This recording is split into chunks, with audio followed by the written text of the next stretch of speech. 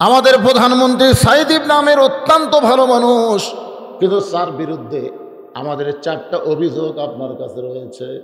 অত্যন্ত ভালো মানুষ, কিন্তু তার বিরুদ্ধে অভিযোগ আমাদের 4টা। ধরে কোন কয়টা? 1 নম্বর অভিযোগ হলো প্রতিদিন কার্যালয়ে দেরি করে আসে ঠিকই, কিন্তু দেরি করে আসে। 2 নম্বর অভিযোগ হলো হঠাৎ একদিন কার্যালয়ে আসেই না, হঠাৎ দেখা গেল একদিন তিনি আসলেন না। তার বিরুদ্ধে আমাদের 3 নম্বর অভিযোগ হলো কার্যালয়ে কাজ করতে করতে তিনি হঠাৎ বেহুশ হয়ে পড়ে যান, আমাদের মনে হয় তার মির্গি ব্যারাম আছে। 4 নম্বর অভিযোগ হলো রাত্রেবেলা আমাদের প্রধানমন্ত্রী দরজা বন্ধ করে ঘুমায়া যায়। শত বিপদে ডাকাডাকি করলেও আমাদের প্রধানমন্ত্রী কোনোদিন দরজা খোলে না। ওমর ফারুক বললেন, যেই মানুষটাকে তোমরা অত্যন্ত ভালো মানুষ বলতেছো, আবার সেই মানুষের বিরুদ্ধে 4টা অভিযোগ করলে এই অভিযোগগুলো সত্য হয়, তাহলে তিনি প্রধানমন্ত্রী থাকার উপযুক্ত নয়। এখন আমাদের বাংলাদেশের প্রধানমন্ত্রী থাকার উপযুক্ত কিনা, ও আমল সালেহা, এই নেক আমলের ওয়াজ শুনলে আপনারা বুঝতে পারবেন আপনাকে চেয়ারম্যান থাকার উপযুক্ত কিনা। নাম তো শুনলাম জ্ঞানেন্দ্র নাকি, মাশাআল্লাহ, জাযাকাল্লাহ, বুঝবেন ঠেলা। একটা গান ছোটবেলায় আমি শুনতেছিলাম, বুঝলেন? গানের অর্থ তখন বুঝিনি, কিন্তু এখন বুঝি। যদি ফুলগুলো হয় অভিমানে ঝরে যায়, আমি মালা গেথে বলো কারে পরাবো, সে যে কেন এলো না, কিছু ভালো লাগে না, কবরে আসুক তারে হে আমি মজা দেখাবো। তা আপনারা তো মজা এখন বুঝবেন না, মরার পরে বুঝবেন। ধরে কোন ঠিক কিনা? এমন দেওয়া দিবি না, আয় হায় হায় রে। যাক, যা করছেন। আমি আর ডাইরেক্ট কিছু বলে পারলাম না, অ্যাঙ্গেলে ম্যাট দিয়ে গেলাম, পরে চিন্তা করবেন। যা, আল্লাহর বান্দারে একেবারে ওরা এখনো ডাকে আছে, কেন দরজা চাই। এরা কি বলবে চিনে না, কে চিনো না, বসো। ও চেনা বক্তা হলে খাড়া হয়ে থাকে মানুষ, যে ও সাটে কি সাটে না, আগে বসে কি করবো। কিন্তু আমার ব্যাপারে তো চেনা নাই। সরাসরি ওয়াজ যদি নাও শোনে, ওই লোকটা বলছে হুজুর 20টা ওয়াজ আমার মোবাইলে আছে। তার মানে কি সরাসরি শোনেনি, মোবাইলে শুনছে। এরকম লোক আছে না নাই? জোরে কাছে বহু লোক আমাকে বলে, হুজুর আজকেই প্রথম দেখলাম, কিন্তু 10 বছর থেকে আপনার ওয়াজ শুনি। তাহলে আমার চিনে না, জানে না, এমন লোক তো নাই। খাড়ায় থাকা লাগবে কেন, বসেন। ওমর ফারুক ইয়েমেনের প্রধানমন্ত্রীকে কাছে ডাক দিয়ে বললেন, রে সাইদ ইবনে আমের, তোমার বিরুদ্ধে তোমার জনগণ 4টা অভিযোগ করেছে। এই অভিযোগগুলো যদি সত্য হয়, তাহলে তুমি প্রধানমন্ত্রী থাকার উপযুক্ত নয়। এই অভিযোগগুলো যদি সত্যি হয়, খুব খেয়াল করবেন, তাহলে তুমি প্রধানমন্ত্রী থাকার উপযুক্ত নয়। সাইদ ইবনে আমের বলে, আমিরুল মুমিনিন, জনগণ আমার বিরুদ্ধে যে 4টা অভিযোগ করেছে, এই সমস্ত অভিযোগ সত্য। ওমর ফারুক বললেন, তুমি ইচ্ছা করলে বলতে পারতা অভিযোগগুলো মিথ্যা, কিন্তু তুমি সত্য স্বীকার কেন করলে? সাইদ ইবনে আমের বললেন, আপনি যদি আমার বিচারক হতেন, তাহলে বলতাম মিথ্যা, অভিযোগগুলো মিথ্যা। কারণ আপনার কাছে বাঁচার জন্যে আমি মিথ্যা কথা বলে আমি প্রধানমন্ত্রীর পদ টিকায় রাখতাম। কিন্তু আমি তো বিশ্বাস করি আপনি আসল বিচারক না, আসল বিচারক হলো আমার আল্লাহ। খুব খেয়াল করবেন, ইমানের বলে বলিয়ান হয়ে আসল বিচারককে। আজকে বাংলাদেশে যে বিচারগুলো হচ্ছে, এগুলো কি আসলেই বিচার? এগুলো বিচার? পরিমনের মতন বিশ্ব ব্যবসাকে জামিন দেয়, আর মামুনুল হকের মতন আলেমদেরকে জেলখানায় ঢুকায়। ধরে কোন কথা ঠিক কি না? দোষ কি? দোষ হলো একটা মেয়ে নিয়ে ধরা পড়ছে। সাংবাদিক জিজ্ঞাসা করে, এটা কে? মামুনুল হক 3বার আল্লাহর শপথ করছে, 3বার আল্লাহর শপথ করে বলছে, এটা আমার বিবাহিত বউ। তখন একজন সাংবাদিক বলতেছে, সত্যি যদি বিবাহিত বউ হয়, তাহলে কাবিন কোথায়? এখন আপনারা বলেন তো, বউ কেউ কাবিন সাথে যা ঘরে? আমাদের বাংলাদেশের সাংবাদিক কাবিন খোঁজ করতেছে, অথচ শাকিব খানের কাছে যে মেয়ে ঢুকতেছে তাকে ওই পেট মোটা করে দিচ্ছে। জোরে কোন কথা ঠিক কিনা? যাই যাচ্ছে তার পেটে একটা করে বাচ্চা ঢুকে দিচ্ছে, অথচ এই শালা শয়তান এখন পর্যন্ত ধরা পড়েনি। জোরে কোন কথা ঠিক কিনা? বিচার হচ্ছে এগুলো বিচার। আসল বিচারক কে? আল্লাহ কোরআনে বললেন, আলাইসাল্লাহু বিআহকামিল হাকিমিন। সাইদ ইবনে আমর বলেন, যদি আপনি বিচারক হতেন তাহলে বাঁচার জন্য বলতাম অভিযোগগুলো মিথ্যা, কিন্তু আপনি তো আসল বিচারক না। আসল বিচারক হলেন আমার আল্লাহ। আমি আপনাকে খেয়াল করিনি, আমি খেয়াল করেছি আমার আল্লাহকে। ওয়া আমিলুস সালিহা, এর চাইতে নেক আমল আছে? পুলিশ খেয়াল করেনি, আজরাইল খেয়াল করে। আমার বউ তো আমাকে কয়, এমন ওয়াজ করবেন না পুলিশ যেন ধরে। আমি খেলাম, পাগলি খারাপ দেবেন, খালি পুলিশ ধরার চিন্তা করিস, একটা বড় চিন্তা করলি না কাউসারির কি হলো? আমার বউ কয়, কাউসারি কে? মানে কাউসারি বক্তারে। বউ রে কয়ে গেছিল 2টার সময় আসবো, দুধ গরম করে থিও। বউকে বলে গেছে 2টার সময় আসবো, গরম করে থিও, কিন্তু ধরা খাচ্ছে। তা আমার বউ বলতেছে, পুলিশ কোন জায়গায় ধরলাম? পুলিশ ধরেন রে পাগলি, আজরাইল ধরছে। আমার বউ তখন কান্দের কয়, এতদিন খালি একটাই চিন্তা করতাম, পুলিশ যেন না ধরে, এই আজরাইল ধরার চিন্তা তো আমি করি না। ও আমিলুস সালিহাত, যাদের ভিতর নেক আমল থাকবে তারা পুলিশ ধরার চিন্তা করবে না, প্রতি ধাপে ধাপে তারা আজরাইল ধরার চিন্তা করবে। জোরে কোন কথা ঠিক কিনা? আপনি ইচ্ছা করে ল্যাফের মধ্যে ঘুম পড়া ফজর বাদ দিলেন, জোহর পর্যন্ত আপনার বাঁচার গ্যারান্টি কে দিল? এই জোহর পর্যন্ত আপনি বাঁচবেন, এই গ্যারান্টি আপনার কে দিল? আপনি সিনা টান করে ঘুরতেছেন কেন?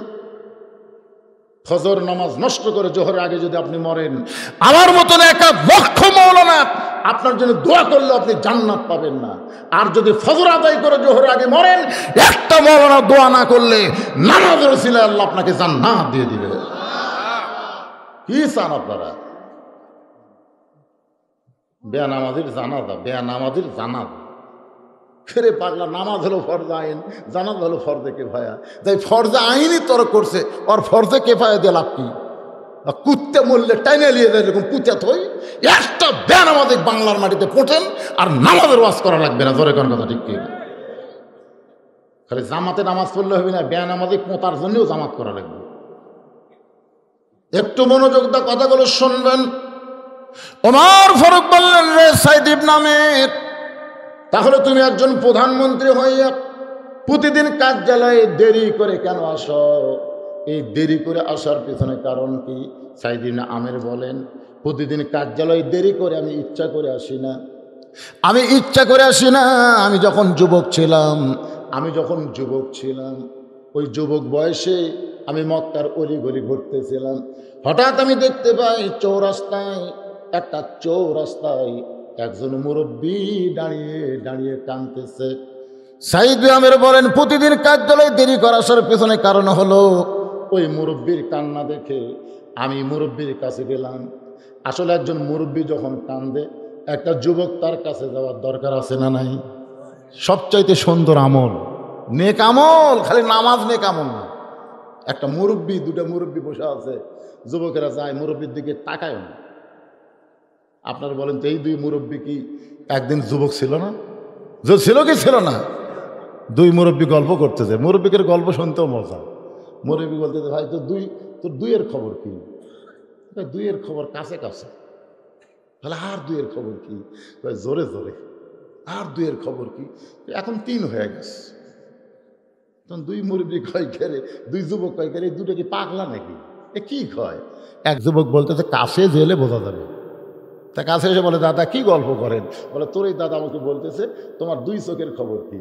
তখন আমি বললাম, কাছে কাছে, দূরে আর দেখবার পাই না রে। তোমার 2 কানের খবর কি? জোরে জোরে, আস্তে করে শুনি না। তোমার 2 পায়ের খবর কি? 3 হয়ে গেছে, লাঠি ছাড়া হাঁটতে পারি না। আপনার বলেন তো, এটা কাছে না হলে জানা যাবে? তুমি যৌবনের শক্তি নিয়ে মরদ হয়ে ঘুরতেছ, একদিন তোমাকেও বুড়া হওয়া লাগবে। সময়ের কসম করে চাল্লা, ধরে বলেন ঠিক কিনা? এক পলকের নাই ভরসা, মিশে সকল আশা, কখন বুঝি দারুণ ঝড়ে ভাঙবে তোমার বাসা, মিশে মায়াই বন্দি থাইকা, মিশে মায়াই বন্দি থাইকা করলাম কত খেলা, পশ্চিমে তাকিয়া দেখো তোমার জীবনের ডুইবা গেল বেলা। সাইদ নামের বলেন, ওই মুরব্বীর কাছে গিয়ে বললাম, মুরব্বী আপনি এমন করে কেন কাঁদতেছেন? মুরব্বী বলতেছে, আমার কান্দার কারণ হলো আমার ঘরে একটা যুবতী মেয়ে আছে, আমার ঘরে একটা যুবতী মেয়ে আছে, আমি সেই মেয়েটাকে বিয়ে দিবার চাই। সাইদ ইবনে আমের বলেন, আলহামদুলিল্লাহ, আল্লাহ রাসূল বলেছেন কেউ যদি একটা মেয়ের বাপ হয় আল্লাহ তাকে একটা জান্নাতের খবর দেয়। তা আপনার মেয়ে যুবতী হয়েছে, এর জন্য কান্দা লাগবে কেন? বলে কান্দার কারণ হলো আমার সেই মেয়েটা পঙ্গু, সেই মেয়েটা লুলা পঙ্গু, হাঁটতেও পারে না, কোনো কামও করবার পারে না, কিন্তু সেই মেয়েটা এখন যুবতী হলো, কেউ বিয়ে তো করবার চায় না। যখনই শোনে মেয়ে পঙ্গু তখন আর কেউ বিয়ে করে না। এখন এই যুবতী মেয়ে নিয়ে আমি বাপ কি করি? এর জন্য রাস্তার মোড়ে কাঁদতেছি, আমার কান্না থেকে যদি কারো দয়া হয়। সাইদ ইবনে আমের বলে, আমির আল মুমিনিন অসহায় বাবার চোখের পানি মুছে দেওয়ার জন্যে ওই পঙ্গু মেয়েটাকে আমি বিবাহ করলাম। ওই পঙ্গু মেয়েটাকে বিবাহ করার পরে মেয়েটা শারীরিকভাবে পঙ্গু হয়েছে ঠিকই, কিন্তু সন্তান জন্ম দেওয়ার ব্যাপারে পঙ্গু হয়নি। সুবহানাল্লাহ। শারীরিকভাবে কি পঙ্গু? অনেক দেখবেন ভালো মেয়ে মানুষ, ভালো পুরুষ মানুষ, বাচ্চা হয় না। আমার কাছে এসে বলে, হুজুর 10 বছরে বিয়ে করছি হুজুর, এখন পর্যন্ত বাচ্চা হচ্ছে না। সাইড থেকে একজন বলছে যে হুজুরের কাছে লাভ নাই, তো বাচ্চা হচ্ছে না, বাবার কাছে যাও। মাস্তান তবে মাস্তান, কেউ ফেরে না খালি হাতে, খাজারে তোর দরবারেতে। আল্লাহর ধন্যবীরে দিয়া আল্লাহ গেছে গায়েব হইয়া, আল্লাহর ধন্যবীরে দিয়া আল্লাহ গেছে গায়েব হইয়া, নবীর ধন খাজা নিয়া শুয়া আছে আজমিরে, কেউ ফিরে না খালি হাতে, খাজারে তোর দরবারেতে। ঈমান না সেরে? জবান খুলে বলা লাগবে, ঈমান না সেরে? আমার মা বোনেরা যারা আছেন পর্দার অন্তরালে, আমার বাপ জানেরা যারা সামনে বসে আছেন, সন্তান দেওয়ার মালিক কে? আল্লাহ কাউকে সন্তান না দিয়াও আবার কাউকে সন্তান দেয়, আল্লাহ কাউকে শুধু ছেলে দেয়, আবার কাউকে খালি মেয়ে দেয়। এই সমস্ত ক্ষমতার মালিক কে? সাইদ ইবনে আমের বলেন, আমার পঙ্গু লুলা বউটা সন্তানের ব্যাপারে পঙ্গু ছিলেন না। 5 বছরে ওই লুলা পঙ্গুর বউ থেকে, পেট থেকে আল্লাহ আমাকে 3টা সন্তান দিয়েছে। কয়টা? এখন সকালবেলায় আমার বউটা তো সংসারের কোনো কাজ করতে পারে না, এই সংসারের সমস্ত কাজ কাম আমাকে করতে হয়। শুধু কাজ কাম করে তো হয় না, ওই বাচ্চাদের খাওয়ানোর জন্যে আমাকে ব্যবস্থা করতে হয়। জবের আটার খামির দিয়ে সেইটা রুটি তৈরি করতে হয়। আমার সংসারের এই সকল কাজকাম করতে করতে আমার একটু কার্যালয়ে আসতে দেরি হয়ে যায়। হাজার হাজার ইয়েমেনের জনগণ কান্দে। একজন দেশের প্রধানমন্ত্রী, তার বাড়িতে এমন দুরবস্থা, আমরা কেউ কোনোদিন খবর নেই নাই। আমির আল মুমিনিন, আমাদের প্রধানমন্ত্রীর ব্যাপারে আমরা যে 1 নম্বর অভিযোগ করেছি, প্রতিদিন কার্যালয়ে দেরি করে আসে, সর্বসাকুল্যে আমরা উইথড্র করে নিলাম। প্রতিদিন কার্যালয়ে দেরি করে আসো, আমাদের আর কোনো অভিযোগ।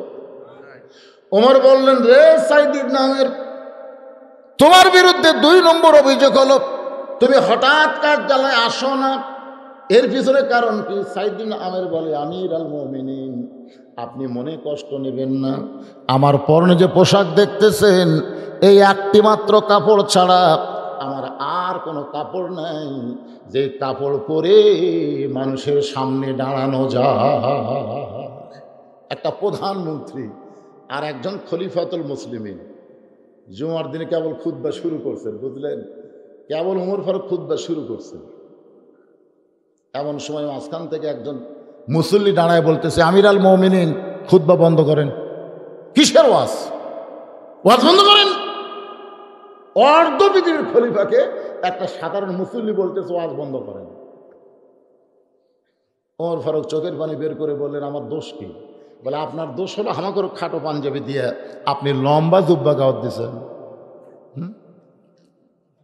হযরত ওমর তখন বাংলাদেশের মতন ৯৬টা দেশের রাষ্ট্রপতি। ধরে খান সুবহানাল্লাহ। আমাদের প্রধানমন্ত্রী এমন একটা দেশের প্রধানমন্ত্রীরা খুঁজেই পাওয়া যায় না। ম্যাপ দেখবেন, ম্যাপের মধ্যে বাংলাদেশ খুঁজতে খুঁজতে দেখা যায় এক লোক থুলে আর দেখা যায় না। ধরে কর কথা ঠিক। হ্যাঁ, অর্ধ পৃথিবীর খলিফাকে আটকে দিছে যে হামাগুরু খাটো পাঞ্জাবি দিয়ে আপনি লম্বা জুব্বা পরে খুতবা দিবেন। ওমর ফারুকের চোখটা দরদর করে পানি পড়তেছে। এমন সময় আব্দুল্লাহ ইবনে ওমর বাবার সামনে দাঁড়িয়ে বলে, রে নবীর সাহাবীরা, তোমাদের পরনে খাটো পাঞ্জাবি হলেও তো তোমরা নতুন কাপড় পরেছো, কিন্তু আমার পরনের দিকে তাকায় দেখো, আমার পরনে কোনো নতুন কাপড় নাই। সমস্ত সাহাবীর হলো, আব্দুল্লাহ আজকে জুমার দিনে তুমি নতুন কাপড় কেন পরে নাই? আব্দুল্লাহ বলতেছে, আমি নতুন কাপড় কেমনে পরবো? আমার বাবার পরনের জুব্বা দেখতেছো, ওই জুব্বার ভিতরে বাবার কাপড় আর আমার কাপড় একত্র হয়ে সেই কাপড় পরে বাবা আমার খুতবা দিবার চায়। খুতবা শোনা যায় কিনা? সমস্ত সাহাবীরা কান্দের বলে, আল্লাহ তোমার কোরআন দিয়ে যখন রাষ্ট্র চলবে তখন মুসলমানেরা এমন নেতাকে দুই চোখ ভরে দেখতে পাবে। আজকে আমাদের বাংলাদেশে কোরআনের ওয়াজ হয়, কিন্তু কোরআন দিয়ে রাষ্ট্র চলে না। সবচাইতে বড় খারাপ সময়, ধরে কোন ঠিক কিনা? ওয়াল আসর, সময়ের কসম দিচ্ছেন আল্লাহ। সবচাইতে খারাপ সময় হলো যখন মানুষ কোরআনের ওয়াজ শুনবে কিন্তু কোরআন দিয়ে চলতে চাবে না। আবু জেহেল কোরআনের ওয়াজ শুনেছে। আবু জেহেল কিন্তু ১ নম্বর শ্রোতা। সকালবেলা কইছে, হাই রে কোরআন সুন্দর ভাই, রাতটা কোন দিক দেখেছে বুঝবারই পারিনি। হায় হায়, মানে কোরআন শুনতেছে চুপচুপ করে আর খালি সকালবেলা রেজাল্ট দিচ্ছে, এত সুন্দর কোরআনের বাণী, রাতটা কোন দিক দিয়ে গেল আমি বুঝবারই পারিনি। তখন আবু সুফিয়ান বলতেছে, তাহলে তাহলে সেই কোরআনকে গ্রহণ করা হোক। আবু জেহেল বলতেছে, গ্রহণ তো করবারই চাই রে, কিন্তু কোরআন গ্রহণ করলে আমার ভুয়া নেতৃত্ব চলবে না, আব্দুল্লাহর বেটা নেতা হবে। আজকে যদি বাংলাদেশে কোরআন চলে, বাংলাদেশের ভুয়া নেতা একটাও ক্ষমতায় থাকবার পারবে না। ধরে কোন কথা ঠিক কিনা? ভালো মানুষ খালি মসজিদের মুসাল্লাই থাকবে না, এদেরকে আল্লাহ ক্ষমতায় নিয়ে যাবে আল্লাহর কোরআনের ওসিলায়। ধরে কোন কথা ঠিক কিনা? এমনি হাতত কড়া পড়তেছি, এমনি। একটু মনোযোগ দিয়ে শুনবেন। সাইদ ইবনে আমের বলে, আমির আল মুমিনিন, এই একটা মাত্র কাপড় ছাড়া আমার আর কোনো কাপড় নেই। ওসমান গনি বলতেছে, হুজুর আমি একদিন দেখেছি, 2 দিন দেখেছি, আজকে পরপর 3 দিন দেখলাম। আপনার সাহাবী তালহা আপনি যখন ফজরের সালাম ফিরেন সঙ্গে সঙ্গে বাড়ির দিকে দৌড় দেয়। আমি একদিন দেখছি, কিছু বলিনি। 2 দিন দেখছি, কিছু কিনা। 3 দিন দেখলো আপনি যেই ফজরের সালাম ফিরেন এই সঙ্গে সঙ্গে দৌড় দেয়। আল্লাহ রাসূল কয়, কে? এই দুনিয়াতে 10 জন সাহাবীকে আল্লাহ জান্নাতের সার্টিফিকেট দিয়েছে। ধরে কর না সুবহানাল্লাহ। তার মধ্যে তালহাও আছে। তালহা নাই? তালহা আছে 7 নম্বরে। আর যিনি অভিযোগ করেছেন ওসমান, তিনি হলেন 3 নম্বরে। যিনি তালহার ব্যাপারে অভিযোগ করছে তিনি 3 নম্বর, আর যার ব্যাপারে বলা হয়েছে তিনি হলেন 7 নম্বর। আল্লাহ নবীর সঙ্গে সঙ্গে ওই তালহার বাড়ির দিকে রওনা দিলেন। সাহাবীরা নবীর পিছনে পিছনে তালহার বাড়ির দরজা দিয়ে নবী সালাম দিলেন, আসসালামু আলাইকুম ইয়া তালহা। সঙ্গে সঙ্গে বাড়ির ভিতর থেকে আওয়াজ আসতেছে, আলাইকুম আসসালাম ইয়া রাসূলুল্লাহ। আল্লাহ নবী বললেন, তালহা। সঙ্গে সঙ্গে লব্বাইক ইয়া রাসূলুল্লাহ। নবী কিছুক্ষণ পরে আবার বললেন, তালহা। সঙ্গে সঙ্গে লব্বাইক ইয়া রাসূলুল্লাহ। নবী আবার কিছুক্ষণ পরে বললেন, তালহা। সঙ্গে সঙ্গে লব্বাইক ইয়া রাসূলুল্লাহ। ওমর ফারুক বললেন, হুজুর আপনি তালহার বাড়ির দরজাতে আসলেন, আপনার জুতার পরশে আল্লাহর আরশ ধন্য হয়ে যায়। তালহাকে আপনি সালাম দিলেন, সালামের উত্তর তালহা দিল। 3 বার তালহাকে ডাকলেন, প্রত্যেকবারই লব্বাইক বলল, কিন্তু এত সময় হয়ে যায় এখন পর্যন্ত তালহা দরজা খোলে না। আমার মনে হয় আপনার সাহাবী তালহা বেদব হয়ে গেছে। রাসূল বলেন, ওমর কি কারণে তালহা সালামের উত্তর দেয়, আমার ডাকের উত্তর দেয়, কিন্তু দরজা খোলে না? এটা ভিতরে না দেখা পর্যন্ত বাহির থেকে আজগুবি বলা যাবে না। কিছুক্ষণ পরে যখন তালহা ঘরের দরজা খোলে, আল্লাহ রাসূল বললেন, তালহা তোমার বিরুদ্ধে ওসমান অভিযোগ করেছে, তোমার বিরুদ্ধে ওসমান অভিযোগ করেছে। তুমি ফজরের নামাজের সালাম ফেরালেই বাড়ির দিকে দৌড় দাও। একদিন না, 2 দিন না, 3 দিন পর্যন্ত দেখেছে একই কাম তুমি করো।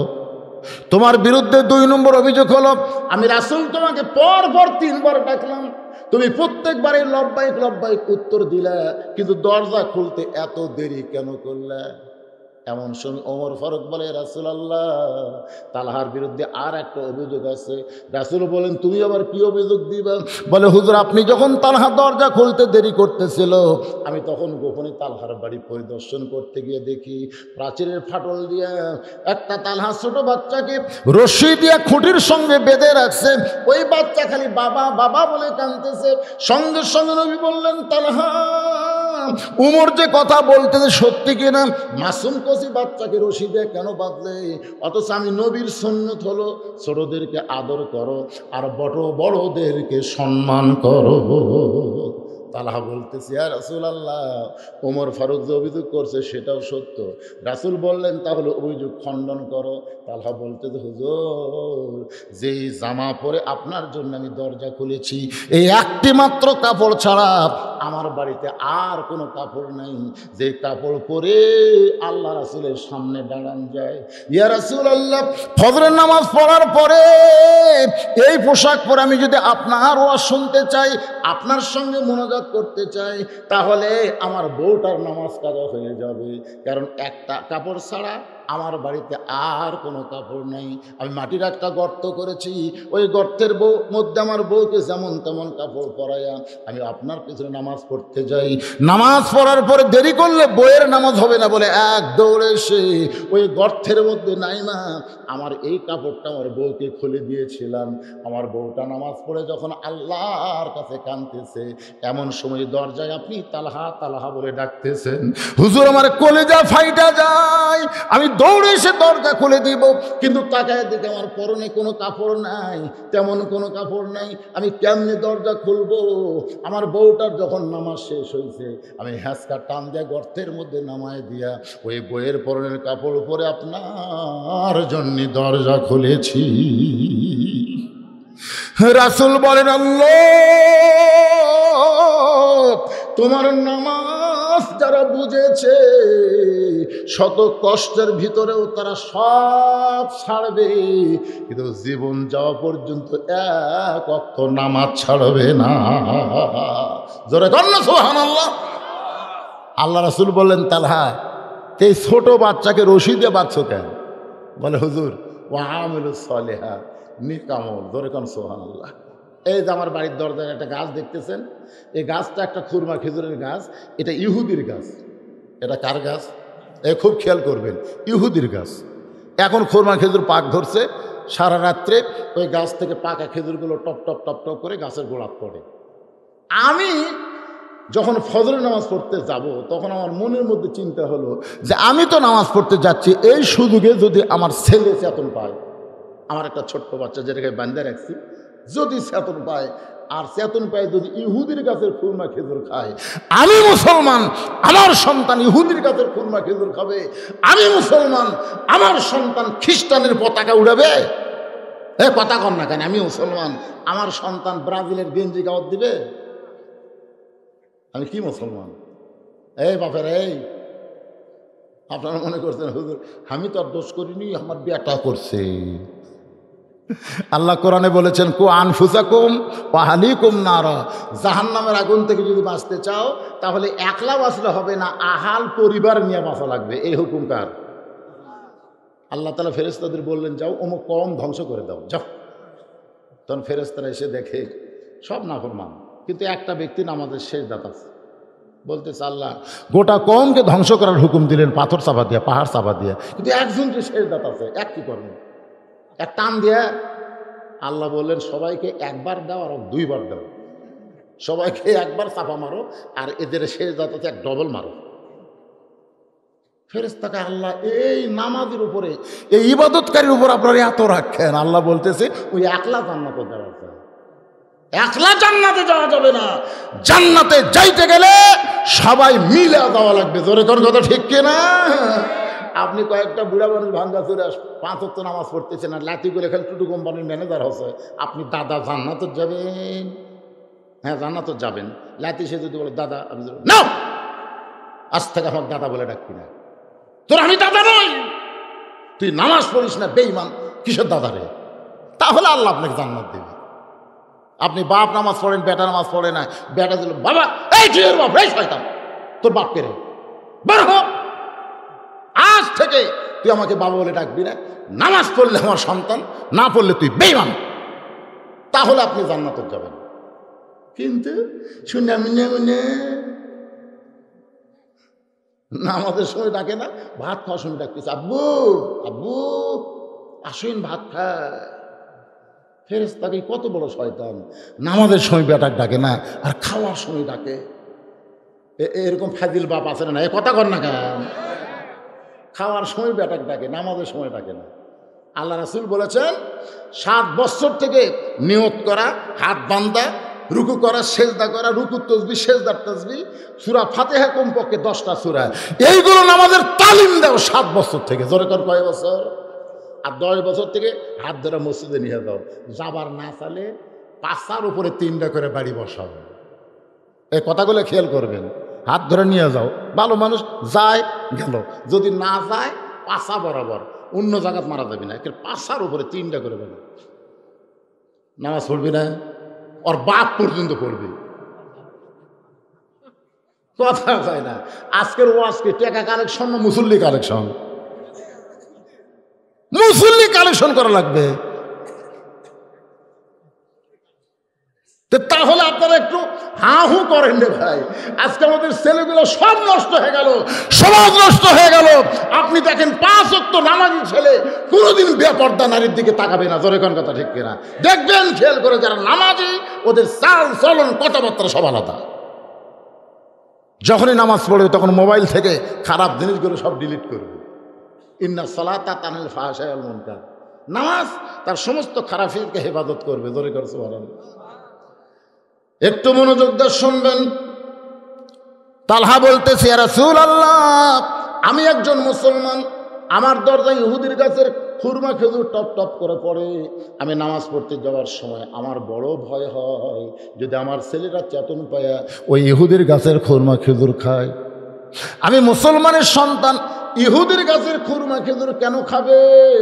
এই জন্যে আমার ছেলেকে কান্দে করে আমি মসজিদ দিকে রওনা দিই। কিছু যাওয়ার পর আমার ইমান বলতে, তালহা তোমার ছোট্ট বাচ্চা তুমি মসজিদে নিয়ে যাচ্ছ, ও তোর নামাজ বোঝে না। যদি নামাজ শুরু করার পরে ও যদি নামাজ ভঙ্গ করে দেয়, কারণ ছোট বাচ্চারা যাদের নামাজে মসজিদে যাওয়ার বয়স হয় না, 7 বছর থেকে তালিম দেওয়া লাগবে। বাচ্চার বয়স যদি 5 বছর হয়, ওই সময় মসজিদে নিয়ে যাওয়ার দরকার নেই। আপনি যদি সেজদার যান, ওই তখন কবি আব্বু উপর হাসে রে, আব্বু উপর হাসে রে, তখন গেলে বাপ হাসবি না, মসজিদে সবাই হাসবি। ধরে কোন কথা ঠিক কিনা? এরকম নামাজ ভঙ্গ করে দেয় না? তো ছোট বাচ্চাকে নিয়ে যাবেন না, 7 বছরের আগে না, 7 বছর থেকে নিয়ে যান। বাড়িতে তালিম দেন, যদি মন চাই নিয়ে যান, কাছে থবেন, ছাড়িয়ে দিবেন না। তালহা বলতেছে রাসূলুল্লাহ, আমার বড় ভয়, আমরা নামাজে দাঁড়াইলে যদি বাচ্চা নামাজ নষ্ট করে দেয়, এই জন্য কি করব? বাড়িতে রাখতেও ভয় করি, আবার মসজিদে নিয়ে যাইতেও ভয় হলো। এই জন্য রশি দিয়া আমার সন্তানকে আমি খুঁটির মধ্যে বেঁধে রাখছি। ওগো আল্লাহর নবী, আপনি এসে ডাকতেছেন, আমার বউ নামাজ পড়তেছে, আমার বউয়ের নামাজ পড়া শেষ হয়েছে, আমি দরজা খুলেছি, এখন পর্যন্ত সন্তানের বাঁধন খুলতে পারি নাই। রাসূল কান্দেরে বলে, সাহাবী রে, তালহা শুধু নিজে জান্নাতি নয়, তালহার বেটার জন্য আল্লাহর জাহান্নামকে হারাম করেছে।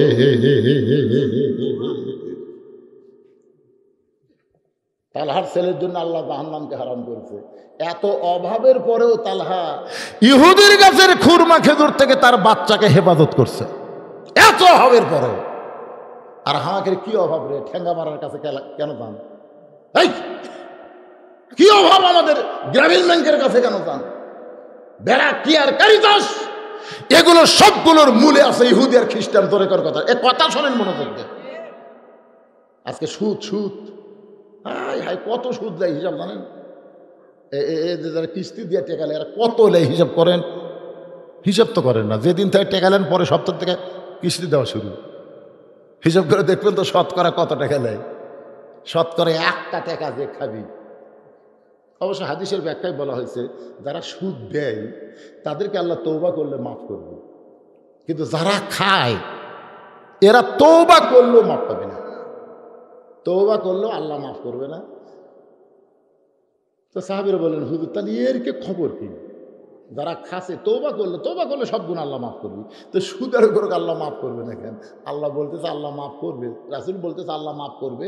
যাদের কাছ থেকে টাকা লিছে তাদেরকে টাকা বুঝে দিয়ে, যে কয়টা টাকা সুদ লিছে এই টাকা তারকে ফেরত দিয়ে তারকে হাত পাও ধরে মাপ নেওয়া লাগবে। তারা যদি মাফ করে তাহলে আল্লাহ মাফ করবে। এখন যারা সুদ খাচ্ছেন, আপনাদের গ্রামে তার সুদ কেউ খায় না? যদি কেউ খায় তার জন্য কাগজত লেখেন তওবা করলেও মাফ নাই। সুদের 1 টাকা যে খালো নিজের মায়ের সাথে রে, যদি আল্লাহ বলতো যে ভাবির সাথে শালির সাথে, তাও একটা মানা যেত পারে শালির সাথে, কিন্তু কি কথা নিজের মায়ের সাথে। লাইলাতুল মিরাজে রাসূল জান্নাতে ঢুকতে গিয়ে দেখে মুখের সামনে খড়ম পাওয়া ঠকঠক করে পায়। ফেরে জিব্রাইল, আমি নবী জান্নাতে ঢোকার সময় আমার সামনে হাঁটা গেল কে?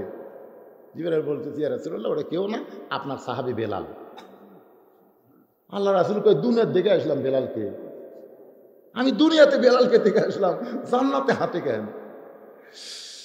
তখন জিব্রাইল বলতেছে ইয়া রাসূলুল্লাহ বেলাল গোপনে এমন একটা আমল করে, কবে বেলাল আসবে জান্নাতে আল্লাহ থাকতে পারতেছে না।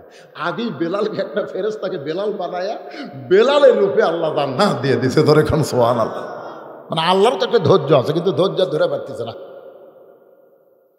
রাসূল বলে জিব্রাইল আমার বেলাল কি আমল করে? জিব্রাইল বলে হুজুর বেলালকে জিজ্ঞেস করলেই জানতে পারবেন। আমি জিব্রাইল বলতে পারবো না, কারণ আল্লাহ জানে বেলাল জানে, আর আপনি শুনলে জানতে পারবে। আল্লাহ রাসূল মেরাজ থেকে এসে বেলালকে ডাকলো, শুনতে শুন কি হুজুর এটা কি করিস, কি করিস গোপনে গোপনে কি করিস? কর। বেলাল খালি কান্দে, হুজুর আমি তো কিছু করি না। আরে করিস না মানে? আমি নবী জান্নাতে ঢোকার আগে আমার আগে তুই হেঁটে যাস? হাই রে বেলালের কান্না, কান্দিস কান্দে পাগলা, দেখে আসলাম। বল জবান খোল। বেলাল বলে রাসূলুল্লাহ আমি অপবিত্র অবস্থায় থাকি না, আমার জীবনের একটা বড় আমল হলো ওযু যাওয়ার সঙ্গে সঙ্গে আবার ওযু করি, আর তাহিয়াতুল ওযু 2 রাকাত নামাজ পড়ি। পবিত্রতা আল্লাহর অত্যন্ত পছন্দ। সুবহানাল্লাহ কন না? হ্যাঁ। আলী বলতেছেন ধর, হোসেন বলতেছে দেন। আপনারা বলেন তো বাপ যদি কয় ধর, বেড়া যদি কয় দেন, তাহলে কি বুঝবেন সন্তান কি? এই পবিত্র সন্তান, ধরে বলেন কি সন্তান? সময়ের দাম আছে না নাই? আছে। এই আজকের এখানে সময় দেন, এই সময়ের দাম আছে। বাইরে ঘোরা সময় দিয়ে লাভ নাই। তো আমরা ভালো জায়গায় সময় ব্যয় করতে পারি না। আমরা মসজিদের মধ্যে গেলে ঘুম পাড়ি, বারবার ঘড়ি দেখি, কিন্তু হাট বাজারে গেলে একবারও আমরা ঘড়ি দেখি না। তোর এখন ঠিক কিনা? হ্যাঁ। ইন্নাল ইনসানা লাফি খুসর, ইন্না মানে নিশ্চয়, ইনসান মানে মানুষ, লাফি মানে ভিতরে, খুসরুন মানে ক্ষতি। একত্রে অর্থ হলো নিশ্চয় মানুষগুলো ক্ষতির ভিতরে। যেখানে আল্লাহ ইবাদতের কথা বলেছেন, এখানে আলেম ওলামা অনেক আছেন, সেখানে আল্লাহ কি বলতেছেন? ওয়ামা খালাকতুল জিন্না ওয়াল ইনসা ইল্লা লিয়াবুদুন। জিন এবং মানুষকে আমি আল্লাহ গোলামির জন্য সৃষ্টি করেছি। কিন্তু যেখানে ক্ষতির কথা বলতেছেন সেখানে আল্লাহ জিনকে বাদ দিলেন। এখানে আল্লাহর বলা দরকার ছিল ওই আয়াত অনুযায়ী। কি বলা দরকার ছিল? ইন্নাল জিন্না ওয়াল ইনসানা লাফি খুসর। নিশ্চয় জিন এবং মানুষ ক্ষতির ভিতরে। কিন্তু ইবাদতের কথা বলার সময় আল্লাহ জিন ইনসান একত্র করলেন, আর ক্ষতির কথা বলার সময় আল্লাহ জিনক বাদ দিলেন। কারণ কি? কারণ হলো ইবলিস শয়তানকে আল্লাহ বললেন, কে ইবলিস, তুই আদমকে সেজদা করলি না কেন? ইবলিস বলতেছে, আল্লাহ আমি হলাম আগুনের তৈরি, আদম হলো মাটির তৈরি। ইল্লা ইবলিস আবা ইস্তাকবার। ইবলিস অহংকার করে আদমকে সেজদা করেনি। আল্লাহ ইবলিসের উপরে খুশি না বেজার? জনগণ খুশি না বেজার? এত বেজার হলেন যে বেজারের কারণে আল্লাহ বললেন, বের হ, বের হ, আমার রহমত থেকে, হেদায়েত থেকে বের হয়ে যা। ইবলিস যখন বের হবে তখন আল্লাহকে বলতেছে, আল্লাহ 6 লক্ষ বছর আপনাকে সেজদা করলাম। কত লক্ষ? 6 লক্ষ বছর আপনাকে সেজদা করলাম, আর শুধু একটা সেজদা আদমকে করলাম না। আদমকে এক সেজদা না করলে আপনি এত রাগ কেন করলেন? আল্লাহ বলেন, ইবলিস তাহলে শোনো, আমি আল্লাহ আদমকে এত ভালোবাসি, আমার চাইতেও অনেক বেশি। একটা সেজদা না করার কারণে তোমার 6 লক্ষ বছরের সেজদা বাতিল করেছি। কথাটা খেয়াল করবেন। আল্লাহ বলতেছেন, ইবলিস আমি আদমকে এত ভালোবাসি, আমার চাইতেও বেশি। তাহলে আল্লাহ তার নিজের চাইতেও আমাদেরকে বেশি ভালোবাসে। ধরে কোন সুবহানাল্লাহ। আর এই ভালোবাসার রেজাল্ট কি? যে একটা সেজদা আদমকে না দেওয়ার কারণে তোমার 6 লক্ষ বছরের সেজদা বাতিল করেছি। এখান থেকে প্রমাণ হলো আল্লাহকে 6 লক্ষ বছর সেজদা দেওয়ার চাইতে আদমকে এক সেজদা দেওয়ার দামই আল্লাহর কাছে অনেক বেশি। ধরে কারণ সুবহানাল্লাহ। আপনার বলেন তো কারণ কি? এর একটা কারণ আছে না নাই? এ কথা কয় না, কারণ নাই। এই কারণকেই বোঝানোর জন্য আল্লাহ বলতেছেন, ইন্নাল ইনসানা লাফি খুসর। আদর করে মানুষ আল্লাহ বানায়া কেমনে দিবেন ক্ষতির মধ্যে ফেলিয়া। আমাদেরকে ক্ষতির মধ্যে আল্লাহ ফালাবেন না। বলেন সুবহানাল্লাহ। আমরা ক্ষতির মধ্যে পড়ব না। এখানে আল্লাহ ইস্তেসনা করলেন ইল্লা দিয়ে। ইল্লা মানে তারা ব্যতীত। কারা? ইল্লাল্লাযীনা আমানু ওয়া আমিলুস সালিহাতি ওয়া তাওয়াসাউ বিল হক ওয়া তাওয়াসাউ বিস সবর। এখানে 4টা বিষয় আছে। যেরকম কয়টা? 4টা। এই 4টা যদি আমরা মেনে নেবার পারি তাহলে আমরা ক্ষতির মধ্যে পড়ব না, বরং আমাদের জন্য ঘোষণা কি জানেন? ইন্নাল্লাযীনা ক্বালু রাব্বুনাল্লাহু সুম্মা ইসতাকামু তাতানাজ্জালু আলাইহিমুল মালায়েকা আল্লা তাখাফু ওয়া লা তাহজানু ওয়া আবশিরু বিল জান্নাতিল্লাতী কুনতুম তুআদুন। সালামুন আলাইকুম তিবতুম ফাদখুলুহা খালিদিন। তোমাদের দেহ যাবে কবরে, তাই বলে মনে করো না যে তোমাদের কবর হবে। আমাদের ভিতরে যে রুহুটা আছে, এই রুহুর কবর হবে না, হবে দেহের কবর। খাঁচার কবর হবে, কিন্তু ফাঁসার পাখির কোনো কবর হবে না। এই 4টি কাজ যারা করবে তাদের দেহ কবরে যাওয়ার সঙ্গে সঙ্গে তাদের পাখিটা জান্নাতের বাগানে পৌঁছে দিবে। ধরে করে সুবহানাল্লাহ। এখন আসেন, এক নম্বর কি? ঈমান। এক নম্বর কি? ঈমান। হ্যাঁ, এই ঈমানের ওয়াজ করতে হবে, কারণ ঈমান যদি ঠিক না হয় পরের ওগুলা কাম করে কাম হবে না।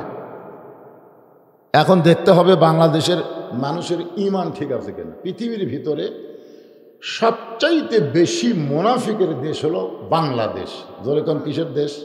এ কথাটা শুনতে খারাপ লাগবে, কিন্তু বাস্তব কথাটাই হলো বাস্তব।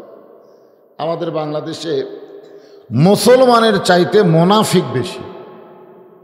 মুনাফিক সম্পর্কে আল্লাহ বললেন, ওয়ামিনান নাসি মান ইয়াকুলু আমান্না বিল্লাহি ওয়া বিল ইয়াউমিল আখিরি ওয়া মা হুম বিমুমিনিন। মানুষের মধ্যে এমন কতগুলো মানুষ আছে যারা বলে আমরা আল্লাহ বিশ্বাস করি, আখিরাতকে বিশ্বাস করি। আল্লাহ বলতেছেন এরপরেও তারা মুমিন নয়। এরপরে তারা কি নয়? মুমিন না। এ কথা আল্লাহ কেন বললেন? এ কথা আল্লাহ বলার পিছনে কারণ আছে না নাই? এই কারণটা আগে আমাদের ঈমানকে খেয়াল করা লাগবে। আমাদের ঈমানের খবর কি? আমরা যখন তাকাই, চারিদিকে তাকাই না উপর দিকে তাকাই? এই তাকা থেকে বোঝেন না, লোকটা তাকা দিয়ে করতেছে। আমরা যখন তাকাই তখন কি উপর দিকেই না চারিদিকে? হ্যাঁ, চারিদিকে তাকায় এরা হলো দুর্বল ঈমান। আর উপর দিকে তাকায় যারা কাজ করবে তারা হলো আসল ঈমান। জোরে কোন সুবহানাল্লাহ। যারা একটা দৃষ্টান্ত দিই, যে আসরের নামাজ পড়ে জমির ধান দেখবার গেছে, ধান দেখবার যা দেখে ওপর জমির পানি আছে, নিচে ওর জমির পানি নেই। নিচে জমি কি নাই? পানি নেই। তখন লোকটা চারিদিকে তাকাচ্ছে, এভাবে চারিদিকে তাকায় দেখে কোনো মানুষ নেই। আস্তে করে বসে জমির আল কাটে দিচ্ছে। আল কাটে দেয়, ওই পানি দিয়ে হাত ধরছে, দুই আবার দাঁড়ায় চারিদিকে তাকায় দেখতে দেখে কেউ দেখেনি। লোকটা খুশি হয়ে বলতেছে আলহামদুলিল্লাহ, কেউ দেখেনি। আপনারা সত্যি করে বলেন তো, এই লোকটার নামাজ আছে কিন্তু ঈমান নাই। ধরে কোন কি নাই? কারণ চারিদিকে না তাকায় যদি বলতো কে দেখতেছে। আজকে আমাদের বাংলাদেশের অবস্থা হয়েছে তাই 30 তারিখের ভোট 29 তারিখে হয়ে যায়। যখন কথা ঠিক কিনা? একটাই কারণ হলো ঈমান নাই। যখন কি নাই? আপনারা কি মনে করতেছেন আমার ভোট আপনি দিবেন আর আপনি জান্নাতে যাবেন? এতই সোজা। আল্লাহ কোরআনে বলেন, ইন্নাল্লাহা ইয়ামুরুকুম আন তুআদ্দুল আমানাতি ইলা আহলিহা ওয়া ইযা হাকামতুম বাইনান নাস আন তাহকুমু বিল আদল। আল্লাহু আকবার, আল্লাহ। এক নম্বর হলো ঈমান। এই ঈমানটা আমাদের মজবুত রাখতে হবে। কোনো সময় বলতে পারবো না আবাদ না হলে খাবো কি, আবাদ না হলে খাবো কি। 23 সাল হলো দুর্ভিক্ষের বছর। আপনারা বলেন তো, রিজিকের দায়িত্ব সরকারের হাতে না আল্লাহর হাতে? এটা কে বলবে? না না, ঈমানদারেরা বলবে। আল্লাহ কোরআনে বলেছেন, ওমা মিন দাব্বাতিন ফিল আরদি ইল্লা আলাল্লাহি রিজকুহা। তোমরা তো সবচাইতে শ্রেষ্ঠ সৃষ্টি মানুষ, তোমরা তো দূরের কথা, এমন কোন সৃষ্টি নাই যার রিজিকের দায়িত্ব আমার আল্লাহ নেয়নি। তাহলে সমস্ত সৃষ্টির রিজিকের দায়িত্ব কার হাতে? আর আমাদের সরকারের হাতে। তাহলে প্রধানমন্ত্রী যদি বলে যে 23 সাল হলো দুর্ভিক্ষের বছর, এটা আপনারা বলেন তো, এটা কি ঈমান না বেঈমান? এই ডাইরেক্ট কথা বলা লাগবে, এটা ঈমান না বেঈমান? তাহলে বুঝতেছে, নেতারা যদি কয় দুর্ভিক্ষের বছর, এই নেতাকেরই যদি ঈমান না থাকলে চামচাকের খবর কি? আল্লাহ কোরআনে বললেন, শোনেন শোনেন আগে শোনেন। আল্লাহ বললেন, ফালিয়াবুদু রাব্ব হাযাল বাইত আল্লাযী আত'আমাহুম মিন জু'ইন ওয়া আমানাহুম মিন খাউফ। ওই ঘরের মালিককে। যে ঘরের উদ্দেশ্যে আপনারা মাহফিল করতেছেন, এই ঘরের মালিককে। ওই ঘরের মালিকের যারা গোলামি করবে, আল্লাহ তাদেরকে দুইটা পুরস্কার দিবে। এক নম্বর পুরস্কার হলো তাদের কোনো দুর্ভিক্ষ হবে না, তাদের রিজিকের কোনো পেরেশানি করা লাগবে না। আর দুই নম্বর পুরস্কার হলো যাবতীয় ভয় থেকে আল্লাহ তাকে নিরাপত্তা দিয়ে দিবে। তাহলে কি বুঝলেন? কি বুঝলেন? ঈমান ঠিক আছে তো? এক নম্বর কি? জোরে করে, এক নম্বর হলো ঈমান। সাহাবীরা জিজ্ঞেস করলেন, ইয়া রাসূলুল্লাহ, এই ঈমান সম্পর্কে আমরা একটু জানতে চাই। আল্লাহ নবী বললেন, ইকরার বিল লিসান, তাসদিকু বিল জানান, আমল বিল আরকান, এরই নাম হলো ঈমান। তিনটা কথা বললাম। কয়টা? মনোযোগ দিয়ে শুনবেন। এক নম্বর হলো জবানে বলতে হবে আল্লাহ, জবানে বলতে হবে লা ইলাহা ইল্লাল্লাহ, আল্লাহ ছাড়া অন্য কাউকে মানেন? মানেন? তাহলে জবান খুলে বাংলাটা কন। আরবি তো সবাই কর পারেন, কিন্তু বাংলা কয় না। মসজিদের মধ্যে ঢুকতে গিয়ে বলতেছে আল্লাহ মাফতাহলে আবু আবা রহমাতি। আমি লোকটার হাত ধরে বললাম, কতদিন হলো কম? তা 10-15 বছর হয়ে গেছে। তো 10-15 বছর হলে আরবিটা কন, আর বাংলা কি? তো হুজুর আরবি শুনে শুনে মুখস্থ করছি, এত বাংলা জানি না। দেখছেন? আর লা ইলাহা ইল্লাল্লাহ জানে, কিন্তু এর বাংলা কয় না। লা ইলাহা ইল্লাল্লাহর বাংলা হলো আল্লাহ ছাড়া অন্য কাউকে মানি। জোরে বলেন, জানি। জানিও না, মানিও না। এটা কিন্তু জবানে খালি বললে হবে না। বলতেছেন তাসদিক বিল জানান, কলিজার মধ্যে জায়গা দেওয়া লাগবে। আপনার দেহের মধ্যে সবচাইতে দামি জায়গার নাম হলো কলিজা। দামি জায়গার নাম কি? এই কলিজার মধ্যে ইমানকে সেট করা লাগবে। এই পুচকা গেলে কি হলো, আর সামনে বসাবার জায়গা সিজার করা, সব আসলে এরা সিজার করা। সিজার করা বোঝেন না? এটা আরেকটা আছে, এই যাবি না সোনাল্লাহ খান। কারণ বাচ্চা হওয়ার আগেই বাচ্চা বার করা লক্ষণ ভালো। ডাক্তারের কাছে যদি খালি আপনার বউকে নিয়ে যান, মসজিদে যাওয়ার জন্য রওনা দেয়, বাবা চিন্তা করে যে বেটা আমার 3টা পর্যন্ত হয়েছে করলো, সেই বেটার খবর কি? জানলা দিয়ে তাকায় দেখে মাথাও নাই, পাও নাই, মনে হয় চাউলের বস্তা ঢাকা রাখছে। মানে আজান শোনার পরে মাথার উপর কম্বল দিছে, পাও বার হবি টানা বুকের সঙ্গে লাগাতেছে। বাপ কয় কে রে, কি দেখি? আস্তে করে ঘরের মধ্যে যে কম্বল টান দিছে, টান দিয়ে দেখে কম্বলের মধ্যে ব্যাটার সাইজ আর সকালবেলা সাইড ঠেপে কুত্তের সাইজ, একই সাইজ। হাসতেছেন? মান তারাকা সালাত মুতাম্মিদান ফাকাদ কাফারা।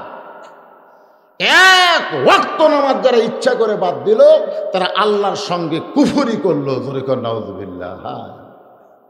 মসজিদের উন্নয়ন কল্পে মাহফিল, উন্নতি কল্পে মাহফিল। আমরা সারা জীবন খালি বলছি টাকা দেন, টাকা দেন, মসজিদে টাকা দেন, মসজিদ সুন্দর করতে হবে। আমি তো আপনাদের মসজিদ দেখেই বাইরে পর্যন্ত টাইলস, অনেক মসজিদের ভিতরেই টাইলস লাগানো যায় না, ঠিক কিনা কম? আর এরা বাইরে পর্যন্ত লাগাছে, তার মানে মসজিদের উন্নয়ন শেষ। এখন একটাই উন্নয়ন, মসজিদে টাকা লাগবে না, মসজিদে মুসল্লি লাগবে। ধরে কোন কথা, ঠিক কিনা? টাকা কালেকশন আর করার দরকার নাই, এখন মসজিদে মুসল্লি কালেকশন করা লাগবে। কোন মুসল্লি? ভাঙ্গাচুরা? হ্যাঁ, সারা জীবন বেনামাজি, বুড়া বয়সে চেয়ারলে হাজির। দাদা লাতি কয়, আমি তো আর খাড়া হয়ে পারি না রে, চেয়ারটা মসজিদে লিয়া। এখন মসজিদের সেক্রেটারি সাহেব চেয়ারত বসতে নামাজ পড়ে, পাশে সভাপতি চিন্তা করে, কে রে, আমি হলাম সভাপতি, আমি খাড়া হয়ে থাকি আর সেক্রেটারি বসে, আমার সম্মান কম। লাতিক কছে সেক্রেটারি পাশে তুই আর একটা চেয়ার সেট করিস। এখন সভাপতি সেক্রেটারি 2 জন চেয়ারত বসে নামাজ পড়ে, গরিবের বাটা ইমাম আর ফতুয়া দিবার পারে না। আজকে ফতুয়া দিচ্ছে চেয়ারে বসে নামাজ হবে না। যদি কোনো আলেম বলতে পারে চেয়ারে বসে নামাজ হবে, তার দলিল দেখাতে বলবেন। চেয়ারে বসে নামাজ হবে না, হবে বাড়িতে হবে। বাড়িতে হবে। অসুস্থ মানুষ বাড়িতে আপনি বসে পড়েন, শুয়ে থেকে পড়েন, কাত হয়ে পড়েন, চিত হয়ে পড়েন, ইশারাতে পড়েন, সমস্যা নাই। কিন্তু জামাতে যখন নামাজ পড়তে যাবেন তখন জামাতে নামাজ পড়া যেমন ওয়াজিব, কাতার সোজা করা তেমন ওয়াজিব। জোরে কোন কথা ঠিক কিনা? যতক্ষণ কাতার সোজা হয়নি ততক্ষণ পর্যন্ত রাসূল ইমামতি শুরু করেনি।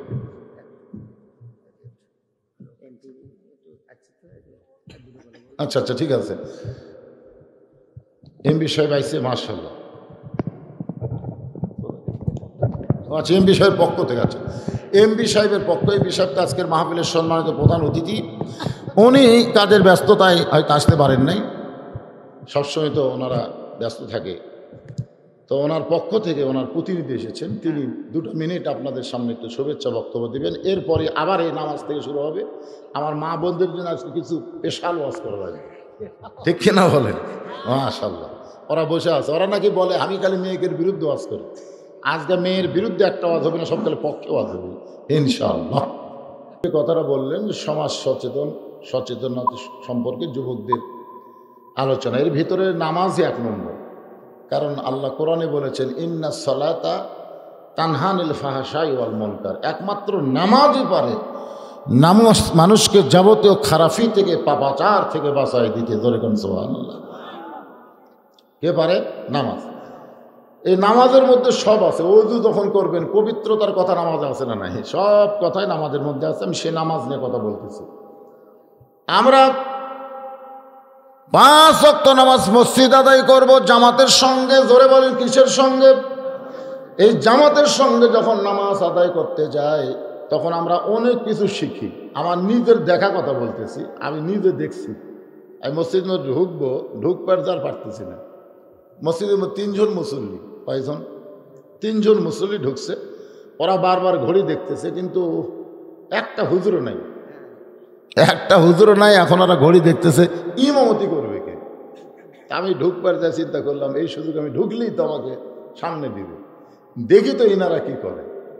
এটা কিন্তু মসজিদের কাছে না গেলে আপনি বুঝতে পারবেন না। আমি খেয়াল করে দেখলাম আমার এলাকার একজন আওয়ামী লীগ নেতা, একজন বিএনপি আর একজন জামাত ইসলাম। আল্লাহ কি খাম, 3 দলের 3 জন। 3 দলের কয়জন? 3 জন। এখন জামাত ইসলাম বলতেছে আপনি সরকারি দল, আপনার দল ক্ষমতায় আছে, আপনি সামনে যান। এটা কিন্তু বোঝানোর জন্য বলতেছি জামাতে নামাজ পড়লে লাভটা কি। তো বলতেছে না ভাই, আমি তো সারা জীবন সব সময় না, মাঝে মধ্যে নামাজ পড়ি, কিন্তু পড়ানোর মতন ক্ষমতা আমার নাই। বিএনপি বলতেছে খুব বেশি পারলে আমি আকামত দেবার পারি, পড়াবার পারি না। এখন জামাত ইসলাম যাই বলতেছে ভাই আমি তো পড়ি, আবার মাঝে মধ্যে সুযোগ পেলে পড়াই। এখন তোমরা কি করবা? তোরা আওয়ামী লীগের নেতা বলতেছে সামনে যাও, কোনো কথা নাই, সময় হয়ে গেছে, সামনে যাও। বলে আমি যখন সামনে যাবো আপনারা কি নিয়ত করবেন? আমি সামনে গেলে তো একটা নিয়ত করা লাগবে। নিয়তের মধ্যে আছে একটা দায়িত্ব বিহাবাল ইমাম। এই নেতাকে আমরা অনুসরণ করতেছি, তা আমি যুদ্ধ অপরাধীকে কি আপনারা নেতা মানবেন? তখন বলতেছে এইগুলা কথা যেগুলা পেঁচাল পাঠতেছে এগুলো হলো বাহিরের কথা, আর ভিতরের কথা হলো আমরা 3 ভাই একসঙ্গে আমরা জামাত করতে চাই। তাহলে ইসলামের যত কথা আছে এই কথার আসল তথ্য যদি আমরা জানতে চাই একমাত্র নামাজের মাধ্যমে জানা যাবে। ধরে কোন ঠিক কিনা? ছোট বড়, কালো ফর্সা, ধনী গরিব, এসপি সাহেব সামনে কাতারে দাঁড়ায় দেখে একজন মুসল্লি ছাড়া কাতার পুরা হচ্ছে না। এসপি চিন্তা করে একটা মুসল্লি কোথায়, তাকায় দেখে দরজার চৌকিদার খাড়া আছে। কোথায় এসপি, কোথায় চৌকিদার? এসপি বলতে চাই, চৌকিদার বলে না স্যার, না স্যার আপনি এসপি, আমি চৌকিদার। আপনারা বলেন তো আমি এসপি তো আমি চৌকিদার, আপনি এসপি, এটা কি ভেতরের কথা না বাইরের কথা? এটা হলো বাহিরের কথা। এসপি কাতার ছেড়ে চৌকিদারকে টানে নিয়ে এসেছে, আমার কাছে দাঁড়া, পায়ের সঙ্গে পা মিল কর। কারণ কাতার সোজা করবার গেলে আগা মিল করা যাবে না, গোড়ালি মিল করা লাগবে, ঠিক কিনা বলে?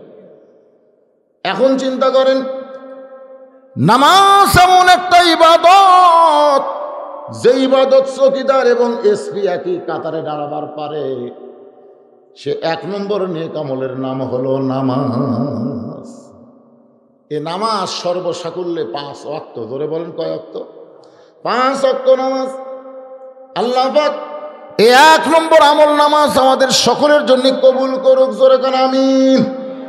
যেই যুবকেরা মসজিদের উন্নয়ন কল্পে মাহফিল করতেছে, যেই যুবকেরা, আপনাকে ধুলিশ্বরের যেই যুবকেরা এই মসজিদ উন্নয়ন কল্পে মাহফিল করতেছে, সেই যুবকেরা যদি মাগরিব এশার নামাজ না পড়ে, আপনাকে কেমনি বুঝানোর জন্য বলতেছি, মনে করেন যে যুবকেরা মাহফিল আয়োজন করতেছে, এই যুবকেরা মাগরিবেও পড়েনি, এশাও পড়েনি, আপনার বলেন তো কি হলো? কথা কয় না। আমি জানি যে যুবকদের মধ্যে এখনো অনেকে মাগরিব এশার নামাজে পড়েন। মাগরিব তো শেষ, এশার এখনো সময় আছে, তো মাগরিবও পড়লো না, এশাও পড়লো না, আবার ওয়াজ শেষ হওয়ার পরে এরা ফজরও পড়বে না, ফজরও পড়বে না। তাহলে কি হলো? মসজিদের উন্নয়ন হলো না অবনতি হলো? দোতলা করা লাগবে মসজিদ। দোতলা কেন? এত মুসল্লি হচ্ছে, হুজুর আটে না তো ফজরের খবর কি? এক কাতারে হয় না। জোহরের খবর কি? কাজ কামের দিন জোহরে মানুষ পাওয়া যায় না। আসরের খবর কি? হাট বাজার থাকলে আসরে মুসল্লি হয় না। মাগরিবের খবর কি? কোনো মতে এক কাতার হয়। এশার খবর কি? ফজর না এশাও তাই। তো মসজিদের মধ্যে কয় কাতার আছে? 9 কাতার। তো এখন পর্যন্ত 2 কাতারই মুসল্লি হয় না, দোতলা করবে কেন? তখন বলতেছে ওই যে জুমার দিনে শেষে এসে আগে যায়, ওরকে জন্য দোতলা করা লাগতেছে। আপনারা বলেন আজকে যে নেক আমলের মধ্যে 1 নম্বর নামাজের কথা বলা হচ্ছে, সেখানে কি জুম্মার নামাজ আছে? সেখানে হলো 5 ওয়াক্ত নামাজ। যে নামাজ সম্পর্কে আল্লাহ পাক কোরআন শরীফে অসংখ্যবার বলেছেন আকিমুস সালাত। প্রথমেই দেখেন কোরআনের শুরুতেই দেখেন আল্লাহ বলতেছেন আল্লাযীনা ইউমিনুনা বিল গায়বি ওয়া ইউকিমুনাস সালাত।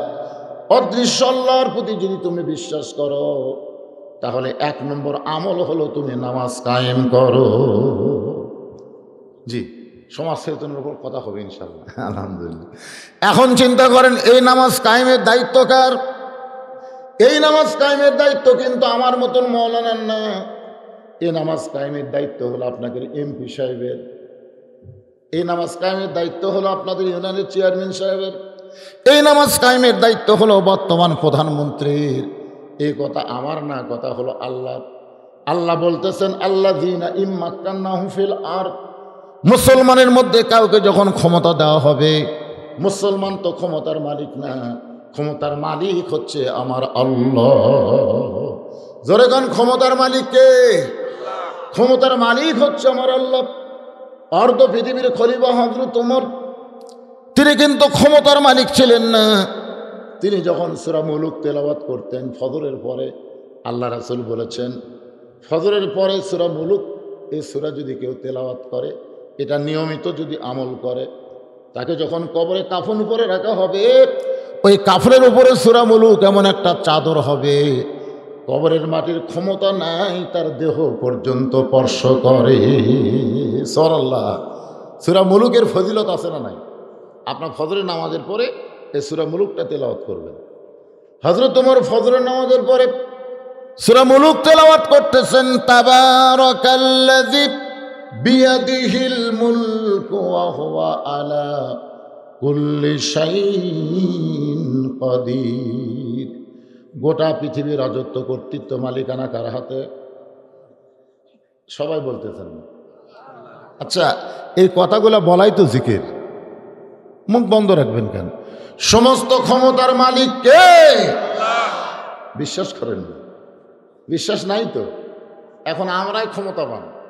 আমার ওয়াজ আপনারা শোনেন, 5 তলায় উঠে 1.5 লাখ টাকার খাট আর 12,000 টাকার কম্বল ওড়ে তামানি দিয়ে বলতেছে আমার বাড়ি, আমার ঘর, আমার নামাইকে। 9টার সময় কথা বলে বেটা কম্বল মুড়িতে ঘুমাইছে। রাত যখন 3টা বাজে তখন একটা ভূমিকম্প, জোরে কোন কি কম্প, এরকম বিল্ডিং একটু ঝুঁকে উঠছে। ওই 9টার সময় কি কইছে? আমাকে নামাইকে। আর 3টার সময় এমন নামা নামছে যে কম্বলের মধ্যে লুঙ্গিটা পেঁয়াজ খেয়ে আছে, এই লুঙ্গি পর্যন্ত পরার টাইম পায় না। ফেরেশতা বলতেছে আল্লাহ এটা তুমি কি করলে? আল্লাহ বলতেছে 9টার সময় কইলো হামাক নামাইকে, আমি ইচ্ছা করে ওকে ন্যাংটা করে নামাই দিছি। তোর এখন কথা ঠিক কিনা? আজকে ক্ষমতার চেয়ার পায়ে কেউ যদি মনে করে হামাক নামাইকে, আল্লাহ বলতেছে জনগণ নামাবার না পারলেও আমি আল্লাহর ক্ষমতায় তোমাকে ন্যাংটা করে নামানো হবে। তোর এখন কথা ঠিক কিনা? আপনারা কি মনে করে আল্লাহর ক্ষমতা আছে না নাই? এই ক্ষমতাকে বিশ্বাস করার নামে ঈমান। অর্ধ পৃথিবীর খলিফা ক্ষমতাবান আল্লাহর জন্য চোখের পানি বের করে ওয়ামিলুস সলিহাত, এই যে নেক আমল শুধু নামাজ না, নামাজের সঙ্গে আরো কিছু নেক আমল আছে। এইটা বোঝানোর জন্য বলতেছি। পর্যবেক্ষণ করার জন্য ওমর ফারুক চলে আসলেন ইয়ামিন দেশে। অর্ধ পৃথিবীর খলিফা হযরত ওমর ইয়ামিন দেশে পর্যবেক্ষণ তদন্ত করার জন্য আসলেন। আসার পরে ইয়েমেনের জনগণকে বলতেছে তোমাদের প্রধানমন্ত্রীর খবর কি? তোমাদের প্রধানমন্ত্রীর খবর কি? এখন যদি বাংলাদেশে বলা হয় আমাদের বাংলাদেশের প্রধানমন্ত্রীর খবর কি, জনগণ জানে কি জানে না? এই জনগণ জানে কি জানে না? প্রধানমন্ত্রীর খবর কি জনগণ জানে। ওমর ফারুক অর্ধ পৃথিবীর খলিফা হইয়া একটা প্রদেশ ইয়েমেনের প্রধানমন্ত্রীর খবর জানতে চায়। সাইদ ইবনে আমের বলেন এই কারণে হঠাৎ একদিন আমার যাইতে মিস হয়ে যায়, আমি যাইতে পারি না।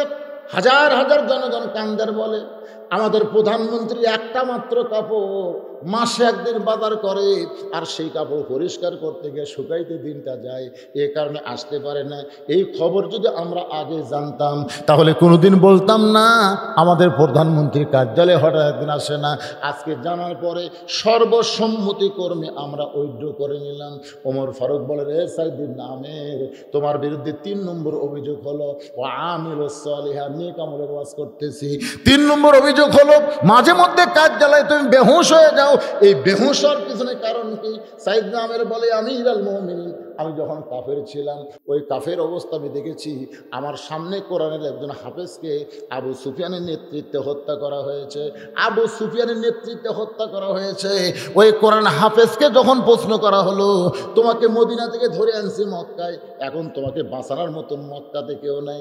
কোরআন হাফেজ বললেন রে মক্কার কাফেররা, তোমরা বলতেছো আমাকে বাঁচানোর কেউ নাই, আমার ঈমান বলতেছে যেখানে কেউ কিছুই করতে পারে না সেখানে আমার আল্লাহ সব কিছু করে। যদি নমরুদের আগুনের মধ্যে আল্লাহ শান্তির বাগান বানাবার পরে মুসা নবীর জন্য আল্লাহ যদি সাগর বানাবার পারে, আপনারা বলেন তো সে আল্লাহর ক্ষমতা আছে না নাই? সাইদ ইবনে আমের বলে আমিরুল মুমিনিন, আমি কাফের ছিলাম কিন্তু মুসলমানের এই কথা শোনার পরে আমার মনটা কেমন যেন হয়ে গেল। আমার নেতা কাফের নেতা আবু সুফিয়ান বলতেছে রে কোরআনের হাফেজ, এই মুহূর্তে তুমি যদি বাঁচতে চাও, এই মুহূর্তে যদি তুমি বাঁচতে চাও তাহলে একটা বারের জন্য বলো আল্লাহ রাসূল মানি না। খালি একটা বার বলবে আল্লাহ রাসূল মানি না, তাহলে আমরা তোমাকে ছেড়ে দিব, তুমি অবলীলায় মক্কা থেকে মদিনায় চলে যাবে। কোরআন হাফেজ চিল্লায় বললেন রে কাফের বেঈমানেরা শোনো, যারা পরীক্ষিত মুসলমান দরকার হলে তারা গোটা দুনিয়া ছাড়বে কিন্তু এক মুহূর্তের জন্য আল্লাহ রাসূল ছাড়বে না।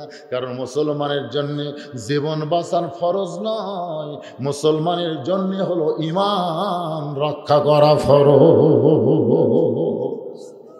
আপনারা সত্যি করে বলেন তো বর্তমানে বাংলাদেশের পরিবেশে আমরা কি বলি? বলি না জীবন বাঁচানো ফরজ? একজন আমাকে বলতেছে পানির অপর নাম জীবন, পানির অপর নাম জীবন। যদি সাঁতার না জানে আর নৌকা চলে যদি যমুনে বাড়ি দিবার চায়, হঠাৎ যদি নৌকা ডুবে যায় তখন যদি বলেন পানির অপর নাম জীবন রে, পানির অপর নাম জীবন, ওই তখন কি করবে? হায় হায় হায় রে, এতদিন ঠেলাত পড়িনি রে, এই জন্য কছি পানির অপর নাম জীবন। আজ দেখতেছি পানির অপর নামই হলো মরণ। ঠেলাত না পড়লে তো বোঝা যাবে না ভাই যান। আপনার সত্যি করে বলেন জীবন বাঁচানো ফরজ না ঈমান বাঁচানো ফরজ? আমি যতই চেষ্টা করি আমার জীবন আমি বাঁচাতে পারবো, যত চেষ্টা করেন, কিন্তু আমি চেষ্টা করলে আমার ঈমান আমি বাঁচাবার পারবো ইনশাআল্লাহ। তাহলে কোনটা চেষ্টা করব? যেটা পারবো না যেটা পারবো না? এ কথা কয় না, যেটা পারবো না সেটা করব। যতই চেষ্টা করেন, 3টা প্রেসিডেন্ট বাংলাদেশে ক্ষমতা থাকতে মরছে, আমরা বলি না সর্বময় ক্ষমতার অধিকারী হলো প্রেসিডেন্ট, তাহলে বঙ্গবন্ধু শেখ মুজিবুর রহমান মরল কেন, জিয়াউর রহমান মরল কেন, জিল্লুর রহমান মরল কেন? তারা মনে বোঝা গেল কেউ বাঁচতে পারবে না। নমরুদ মনে করছিল নিরাপত্তা কর্মী হক বাঁচাবে, এজন্য করেছিল জুতা দেখাই ঠকাবো। যখনই ঠকাই তখনই মশা কামড়ান বন্ধ করে দেয়। নমরুদ বলতেছে যত বেতন চাস তত বেতন দেব, তুই চিন্তা করিস না, তোর বাসা বাড়ি ঘর টর সব দেব, তোর একটাই কাম হাম নিরাপত্তা দে রে। মশা যে হারে আপত্তি করতেছে তুই একটু নিরাপত্তা দে রে, খালি বেড়া ঘুরে। তুই বেড়াতে বেড়াতে নমরুদের ঘুম ধরছে, তখন আমার মন বিগড়ে গেছে, এই চাকরি আমি কতদিন পর মরি, বাড়ি একটা মারমো। এটা মশাক নয়, এটা নমরুদ। জোরে কর কথা ঠিক করে, একদিন মারছে মশাক, আজ মারবি নমরুদ। এমন বাড়ি মারতে ভাই, ন্যাংরা মশা বলতেছে তুইও বাঁচলো আমিও বাঁচ। আজকে যারা নিরাপত্তা দিচ্ছে মনে করতেছে আমাদের কোনো টেনশন নাই, চারিদিকে নিরাপত্তা করবি আছে, এমন বাড়ি মারবি। জোরে কর কথা ঠিক কিনা? হ্যাঁ, অথবা সবেল হক অথবা সবে সবর। দু একটা হক কথা না বললে আজিল হক জেলত যায়, হক কথা না বললে মামুনুল হক জেলত যায়। কি কুলজাল হক আল বাতিল ইন্নাল বাতিলা কানা জাহুকা। সূরা আসরের মধ্যে হকের কথা আছে না? কথা কোন আছে না? নাই। চারটা বিষয়, দুটার ওয়াজ হচ্ছে হক আর সবর আসতেছে। আল্লাহর বান্দার একটু খেয়াল করেন, সাইদ ইবনে আমির বলে আমিরুল মুমিনিন, মুসলমান চিল্লায় বলতে দরকার হলে জীবন দিব, এক মুহূর্তের জন্য ঈমান হারা হব না। আমার নেতা বলতেছে তাহলে এখন মুসলমানকে হত্যা করা হোক। মুসলমান বলতেছেন তোমরা মনে করতেছ আমাকে হত্যা করবা। আমার আল্লাহ বলতেছেন ওয়ালা তাকুলু লিমান ইউকতালু ফি সাবিলিল্লাহি আমওয়াতুন বাল আহইয়াউ ওয়ালাকিন লা তাশউরুন। আল্লাহ রাস্তায় কাউকে যখন হত্যা করা হয়, আল্লাহ বলতেছেন তোমরা তাদেরকে মৃত্যু বলো না, আমি আল্লাহ বলতেছি তারা অমর হয়ে গেল। অমর মানে কি? মরণ নেই। সুবহানাল্লাহ। সাইদ নামের বলে আমিরুল মুমিনিন, আমি কাফের অবস্থায় তাকায় দেখতেছি একজন মুসলমানের ঈমান। হঠাৎ আবু সুফিয়ান বলল, রে যুবকেরা কে পারো এই সাইদ এই খুবাইব বিন আদি কোরআন হাফেজের হাতটা নিয়ে যাও, কানটা নিয়ে যাও। একটা জীবন্ত মানুষের দেহ থেকে হাত কর্তন করা হচ্ছে, কান কাটা হচ্ছে, পা কাটা হচ্ছে। আমি হুকুম দিচ্ছি তোমার দেহ থেকে অঙ্গ প্রত্যঙ্গ বিচ্ছিন্ন হচ্ছে। কোরআন হাফেজ রক্তমাখা শরীর নিয়ে বললেন, রে কাফেরের নেতা, তোমার হুকুমে আমার দেহ থেকে অঙ্গ প্রত্যঙ্গ বিচ্ছিন্ন হবে, কিন্তু জীবন থাকা অবস্থায় আমার দেহ থেকে ঈমান বিচ্ছিন্ন হবে না। সাইদ ইবনে আমির বলেন ওরা হত্যা করে যখন চলে গেল, ওই সময় আমি মুসলমানের দেহটা গরুর গোস্ত যেমন ব্যাগের মধ্যে নিয়ে যায়, ওই কর্তৃত্ব অঙ্গ প্রত্যঙ্গ আমার চাদরে টোপলা করে আমি আর মক্কায় থাকা পছন্দ করলাম না, কারণ মক্কায় মানবতা নাই। আমি মানবতাহীন দেশে কেমনে থাকবো? ওই গোস্তের টোপলা নিয়ে রওনা দিলাম মদিনার দিকে। মক্কা মদিনার মাঝখানে কোরআন হাফেজকে দাফন করে আমি যখন মদিনায় গেলাম, আল্লাহ নবী মুস্কি মুস্কি হাসতেছে আর বলতেছে একজন জান্নাতে গেছে আর একজন জান্নাতের দরজায় পা দিয়েছে। আমিরুল মুমিনিন, আমি ঈমান গ্রহণ করলাম। আজকে যখন ইয়ামিনের গভর্নর থাকা অবস্থায় ওই কোরআনের হাফেজের কথা বারবার আমার মনে হয়, যখনই মনে হয় ওই দৃশ্য আমার চোখের মধ্যে ভাসে, ওই সময় আর আমি হুঁশ রাখতে পারি না, আমি বেহুশ হয়ে পড়ে যাই। আমার কোনো মিরকি ব্যারাম নাই। হাজার হাজার জনগণ কান্দে, চিল্লায় বলে আমিরুল মুমিনিন খলিফাতুল মুসলিমিন ওমর, আমাদের প্রধানমন্ত্রীর ব্যাপারে আমরা 3 নম্বর অভিযোগ করেছি। আমরা তো আগে এই খবর জানতাম না, আজকে জানার পরে সর্বসম্মতিক্রমে আমরা 3 নম্বর অভিযোগ উইথড্র করলাম। ওমর ফারুক বলে, রে সাইদ ইবনে আমির, রাত্রেবেলা দরজা জানলা বন্ধ করে ঘুমায় যাও, শত ডাকাডাকি করলেও তুমি দরজা খোলো না, অথচ আমি অর্ধ পৃথিবীর খলিফা, আমি ওমর তো কোনোদিন রাত্রেবেলা ঘুমাই না, তোমার এত ঘুম কেন ধরে? 4 নম্বর অভিযোগ উইথড্র হচ্ছে ইনশাআল্লাহ। আর আলী বলতেছে, পর্দা বিষয়ে তুমি আমার চাইতে বেশি কি জানো? মনে আছে না, ভুলে গেছেন? এটা হলো আপনাকে ওয়াজ, আর ওইটা হলো মেয়ে মানুষের ওয়াজ। হক কথা বলতে গিয়া, হক পথে চলতে গিয়া নানা রকম বিপদ আপদ মুসিবত আসবে। এই মুসিবতের মধ্যে আমাদেরকে ধৈর্য ধারণ করতে হবে। এই 4টে আমল যারা করবে তারা ক্ষতির মধ্যে পড়বে না। আল্লাহ তাদের জন্য 8টা জান্নাতের দরজা খুলে দিবে। সাইদ ইবনে আমের বলে, আমির আল মুমিনিন, আমির আল মুমিনিন, আমি সারাদিন কাজ কাম করি, আমি 5 ওয়াক্ত নামাজের ইমামতি করি। কোরআন দিয়ে যখন রাষ্ট্র চলবে তখন প্রধানমন্ত্রী ওই রাষ্ট্রের বড় মসজিদের ইমাম হওয়া লাগবে। সুবহানাল্লাহ কোন। সাইদ নামের বলে, আমি 5 ওয়াক্ত নামাজ পড়াই, আমি নামাজের মধ্যে ঢুকতে পারি না। নামাজের মধ্যে ঢুকতে গেলে খুব চিন্তার কথা, নামাজের ভিতরে কিন্তু ঢোকা লাগবে। আমরা যারা নামাজ পড়ি তারাও পারি না, যারা পড়াই তারাও পারি না। নামাজ যারা পড়ায় তারা মুসল্লির খেয়াল করা লাগবে, আর যারা নামাজ পড়ে তারা ইমামকে খেয়াল করা লাগবে। ঠিক কিনা? কারণ ইমাম সেজদা থেকে মাথা তুলছে, আপনি সেজদা দিয়েই থাকবেন, হবে? তা আপনি মনে করতেছেন সেজদা হচ্ছে আল্লাহর সঙ্গে সবচাইতে মিলনের মাধ্যম, একটু লম্বা সেজদা করবো, কিন্তু হবে না। কিন্তু আমি যখন রাত্রেবেলায় সব নামাজ পড়ে বাড়িতে আসি, আমির আল মুমিনিন, আমি আল্লাহর কোরআন তেলাওয়াত করি, আল্লাহর নামাজ পড়ি। কোরআন তেলাওয়াত নামাজ পড়তে পড়তে আমি এমন একটা জায়গায় পৌঁছে যাই, এমন একটা জায়গায় পৌঁছে যাই, 1 জগ পানির মধ্যে 1 মুষ্টি চিনি ঘন্টন মারলে ওই পানির মধ্যে চিনি যেমন বিলীন হইয়া যায়, আমি আল্লাহর ইবাদতের মধ্যে নিজের অস্তিত্ব বিলীন করে দেই। এমন সময় আমার বাড়ির দরজায় কেউ ডাকছে কিনা, কেউ চিল্লাচিল্লি করছে কিনা, আল্লাহর শপথ করে বলি, আমির আল মুমিনিন, আমি সাইদ ইবনে আমির কোনোদিন জানতে পারলাম না। ওমর ফারুক কান্দের বলে, আমি সারা রাত ঘুরি মানুষের দরজায়, রাস্তায় রাস্তায়, আর তোমাদের প্রধানমন্ত্রী সাইদ ইবনে আমির ঘরে আল্লাহর আরশ মহল্লায়। ধরে গান সুবহানাল্লাহ। আপনারা বলেন তো, এই আমলগুলো এ পর্যন্ত যা বললাম, একজন প্রধানমন্ত্রী হিসাবে ভালো আমল না খারাপ আমল?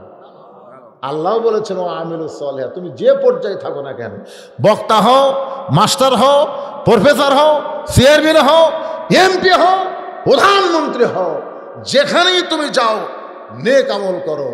নেক আমল যখন করবে তখন অশান্তি থাকবে না, গোটা পৃথিবী শান্তিময় হয়ে যাবে। দলে কোন কথা ঠিক কিনা? আল্লাহ আমাদের সকলের জন্য কবুল করুক। সাইদ ইবনে আমিরের বিরুদ্ধে অভিযোগ করছে কয়টা? 4টা। তার 2 নম্বরের উপর আলোচনা চলতেছে, একটু মনোযোগ দিয়ে শুনবেন মা। কতগুলো ছোট ছোট বাচ্চারা, কতগুলো যুবতী মেয়েরা মা ফাতেমার দরজায় দাঁড়িয়ে আছে, কতগুলো মেয়ে মানুষ মা ফাতেমার দরজায় দাঁড়িয়ে আছে। তাদের নিয়ত হলো ফাতেমার সঙ্গে দেখা করবে, কিন্তু বাড়ির দরজা বন্ধ। বাড়ির দরজা বন্ধ, এখন মেয়েরা কেমনে ফাতেমার সঙ্গে দেখা করবে? সমস্ত মেয়েরা যখন চিন্তা করতেছে, এমন সময় দেখে দরজার সামনে একটা ছোট্ট বাচ্চা খেলাধুলা করতেছে। খেলাধুলা, মেয়েদের চিন্তা হলো, এই বাচ্চাটা কে? কাছে ডাকছে, বাবু। সামনে গেছে, মেয়েরা জিজ্ঞাসা করতেছে, বাবু তোমার নাম কি? বলতেছে, আমার নাম হলো হোসাইন ইবনে আলী, আমার নাম হলো হোসাইন ইবনে আলী। মেয়েরা বুঝবার পারছে এই ছেলেটাই হলো ফাতেমার সন্তান। সুবহানাল্লাহ। মেয়েরা বলতেছে, বাবু আমরা তোমার মায়ের সঙ্গে একটু দেখা করবার চাই। এই মায়েরা মনোযোগ দিয়ে শোনেন। মেয়েরা বলতেছে, আমরা তোমার মায়ের সঙ্গে একটু দেখা করবার চাই। সঙ্গে সঙ্গে হোসেন বলতেছে, আপনাদের কোনো টেনশন নাই, আমি মায়ের কাছ থেকে দরজা খোলার অনুমতি তালাশ করতেছি। সুবহানাল্লাহ। এইভাবে যখন হোসেন ঘরের মধ্যে ঢুকতেছে, এমন সময় হযরত আলী আল্লাহর কোরআন তেলাওয়াত করতেছে। ইন্নামাল মুমিনুনা আল্লাযীনা ইযা যুকিরাল্লাহু ওয়াজিলাত কুলুবুহুম ওয়া ইযা তুলিয়াত আলাইহিম আয়াতুহু যাদাতুহুম ঈমানা ওয়া আলা রাব্বিহিম ইয়াতাওয়াক্কালুন। কে কোরআন তেলাওয়াত করতেছে? হযরত আলী। আর ইতিমধ্যে হোসেন খেলাধুলা বাদ দেয়া দৌড়। সঙ্গে সঙ্গে হযরত আলী কোরআন তেলাওয়াত বাদ দিয়ে বললেন, থাম থাম। যেই বলছে থাম, সঙ্গে সঙ্গে হোসেন ব্রেক। সুবহানাল্লাহ। আলী বলতেছেন, বাইরে খেলাধুলা করা বাদ দে, দৌড়ে ঘরের মধ্যে ঢুকলি কেন? খেলাধুলা কর। হোসেন বলতেছে, আব্বু কতগুলো মেয়ে মানুষ আমার মায়ের সাথে দেখা করবি, তারা দরজার দাঁড়িয়ে আছে, আমি মায়ের কাছে যাচ্ছি মার কাছ থেকে অনুমতি নেওয়ার জন্য, আমার মা ওই মেয়েদের সঙ্গে দেখা করবে কি করবে না এই অনুমতি। আলী বলতেছেন, তোমার বয়স কত? খুব খেয়াল করে শুনবেন। আলী হোসেনকে বলতেছে, তোমার বয়স কত? বলে, আমার বয়স আপনি ভালো জানেন। আমি কয় বছর সেটা কে ভালো জানে? আপনি বাবা, আপনি ভালো জানেন। আলী বলতেছে, এই জন্যই তোকে থামালাম, এই জন্যই তোকে থামালাম। বর্তমানে তোর যে বয়স, এই বয়সে যখন তখন মায়ের কাছে যাইতে পারবা না। মেয়েরা শুধু তোমার মায়ের সঙ্গে দেখা করতে অনুমতি লাগবে না, তোমার অনুমতি লাগবে। সুবহানাল্লাহ। এখন তোমার বয়স হলো মাত্র 4 বছর, আর 4 বছরের বাচ্চা যখন তখন মায়ের কাছে যাইতে পারবা না, যখন তখন। 2 বছর পর্যন্ত সমস্যা নেই। রাসূল বলেছেন, 2 বছরের বাচ্চা যদি তোমাদের ঘরে থাকে, তোমরা স্বামী স্ত্রী মহব্বত করো, চুমা খাও, পাড়াপাড়ি করো, যা ইচ্ছা তাই করো, ওই খালি দেখবি ঠিকই, বুঝবার পারবে না। কয় বছর? 2 বছর পর্যন্ত বাচ্চারা খালি দেখবি, হাসবি, কিন্তু ওটা মেমোরির মধ্যে ধরে রেখে পারবি না। কিন্তু যখনই 2 বছর পার হবে, তখন খালি দেখবে না, ওটা ফ্যাক্সি লোড করবি, ওটা মেমোরি লোড করবে। পরের দিন সকালবেলা কাউকে বলতে পারে, আব্বা তাই মা রাত্রে চাপে ধরছিল রে, এটা বলবার পারে। এই জন্যে 2 বছরের বাচ্চার বয়স বেশি হলে সেই বাচ্চার সামনে আমার হালাল বউকেও আমি মহব্বত করতে পারবো না। এরই নাম হলো পর্দা, এরই নাম হলো ইসলাম। ধরে কোন সুবহানাল্লাহ। আমরা তো এই পর্দা খেয়াল করি না, বাচ্চার সামনে একের কিছু করবার চাই, এই জন্য বাচ্চার পর্দা থাকে না। আলী বলতেছেন, তোমার বয়স হলো 4 বছর, এই বয়সে তুমি মায়ের কাছে যখন তখন যাইতে পারবা না। যাইতে গেলে মায়ের অনুমতি লাগবে। মা, আমি হোসাইন একটু ঢুকবার চাই। মা বলতেছে, 2 মিনিট পরে আয়, 2 মিনিট পরে আয়। 2 মিনিট কেন? কারণ ফাতিমা হয়তো এমন অবস্থায় ঘরের মধ্যে আছে, যার কারণে হয়তো বাচ্চা গেলেও বিব্রত হতে পারে। জোরে কর কথা, ঠিক কিনা? আবার যদি মেয়ে বড় হয়, মেয়ে যদি বড় হয়, তাহলে যখন তখন বাবা মেয়ের ঘরে ঢুকতে পারবে না। আমার কথা কি বুঝলেন? মেয়ে যদি বড় হয়, যখন তখন মেয়ের ঘরে বাবা ঢুকতে পারবে না। জোহরের নামাজের পরে আল্লাহর নবী ফাতেমার ঘরের দরজায়, আসসালামু আলাইকুম। মা, ফাতেমা একটু দরজা খুলে দে। ফাতেমা বলতেছে, বাবা এখনকার মতো আপনি ফেরত যান, এখনকার মতো আপনি ফেরত যান, দরজা খুলতে পারবো না। রাসূল বললেন, মা তাহলে কখন আসবো?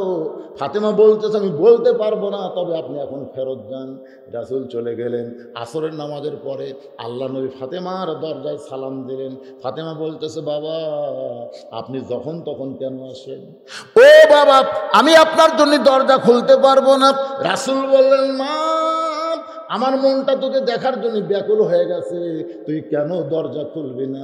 ফাতেমা বলে, বাবা আপনি কি জানেন না আপনার মেয়ে কত বড় হয়েছে? ফাতেমার শরীরে এমন একটা কাপড় রয়েছে, এই কাপড় পরে বাবার জন্য দরজা খুলতে বড় শরম পায়। সঙ্গে সঙ্গে এক টানে নবী গায়ের চাদর খুলে ফাতেমার ঘরের জানলার কাছে গিয়ে বলে, ফাতেমা রে, এই চাদরটা নিয়ে পরে আমার সঙ্গে দরজা খোল। ফাতেমা বাবার গায়ের চাদর পরে যখন ঘরের দরজা খুলে দেয়, নবী তাকায় দেখে ফাতেমা বাবার মুখের দিকে তাকায় না, ফাতেমা মাটির দিকে তাকায় থাকে। রাসূল বলে, ফাতেমা আমি তোকে দেখার জন্য আইছি মা, আর তুই মুখটা তুলে কেন আমার দিকে তাকাস না?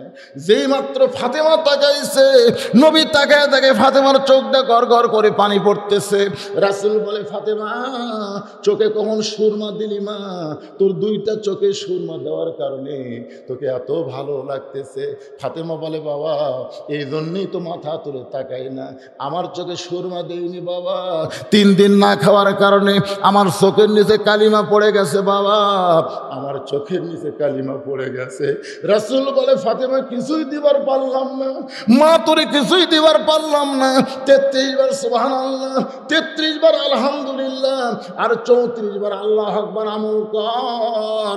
এই দুনিয়ার কষ্ট কষ্ট নয় মা, আখিরাতকে আল্লাহ তোর জন্য 8টা জান্নাত পুরস্কার দিবে।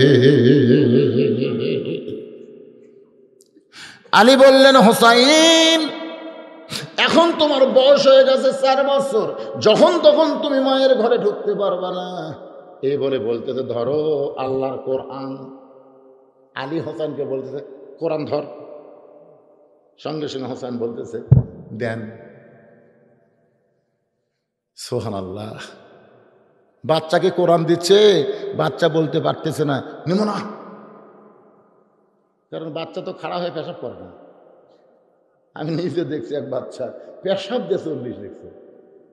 হাই রে বাচ্চা রে, এরা কিভাবে জন্ম নিল আল্লাহ ভালো জানে। এই খাড়া হয়ে পেশাব করতেছে, পেশাব যন্ত্র ঘুরেছে, আগে লিখছে 4, পরে দিতে 0। আমি কইলাম এরাই তো দজ্জাল। এই যেই কই সেই মারছে দৌড়। আমি দৌড়ে গিয়ে ধরে বললাম, কে রে বাদান, এইরকমও দেখা লাগবে জীবনে আমি কল্পনাই করিনি। আমাকে চাচা দোয়া করেন, 100 লাখের চান্সে আছি। আমার কাছে দোয়া চাই 100 লিখবি পেশাব দিয়ে। আমি কইলাম, কোথায় পড়িস রে পাগলা, কোথায় পড়িস? ক্লাস 2-এ পড়ি। তো তোর স্যার তোকে শিখায়নি কেমনে পেশাব করা লাগবে, কেমনে পেশাব করা লাগবে, তোর স্যার শিখায়নি? ও তখন মুসকে মুসকে হাসার কাছে, চাচা প্রাইমারি পেশাবখানা যায় দেখে আমার স্যারই খাড়া হয়ে পেশাব করতেছে। এমন শিক্ষা আপনি সন্তানকে দিচ্ছেন, ওর মাস্টার খাড়া হয়ে মারে। যদি বলেন কোরআন ধর, ওই সব সময় বলবে আমার শরীর ঠিক নাই। তোর মাসিক হচ্ছে, তোর শরীর ঠিক নাই কেন? মুসলমানের সন্তান সবচাইতে বড় আমল হলো পবিত্র হয়ে থাকা। জোরে কোন কথা ঠিক কিনা? ইমানকে যদি ধারণ করতে চান, নাফাক থাকলে হবে না, পবিত্র হয়ে থাকতে হবে।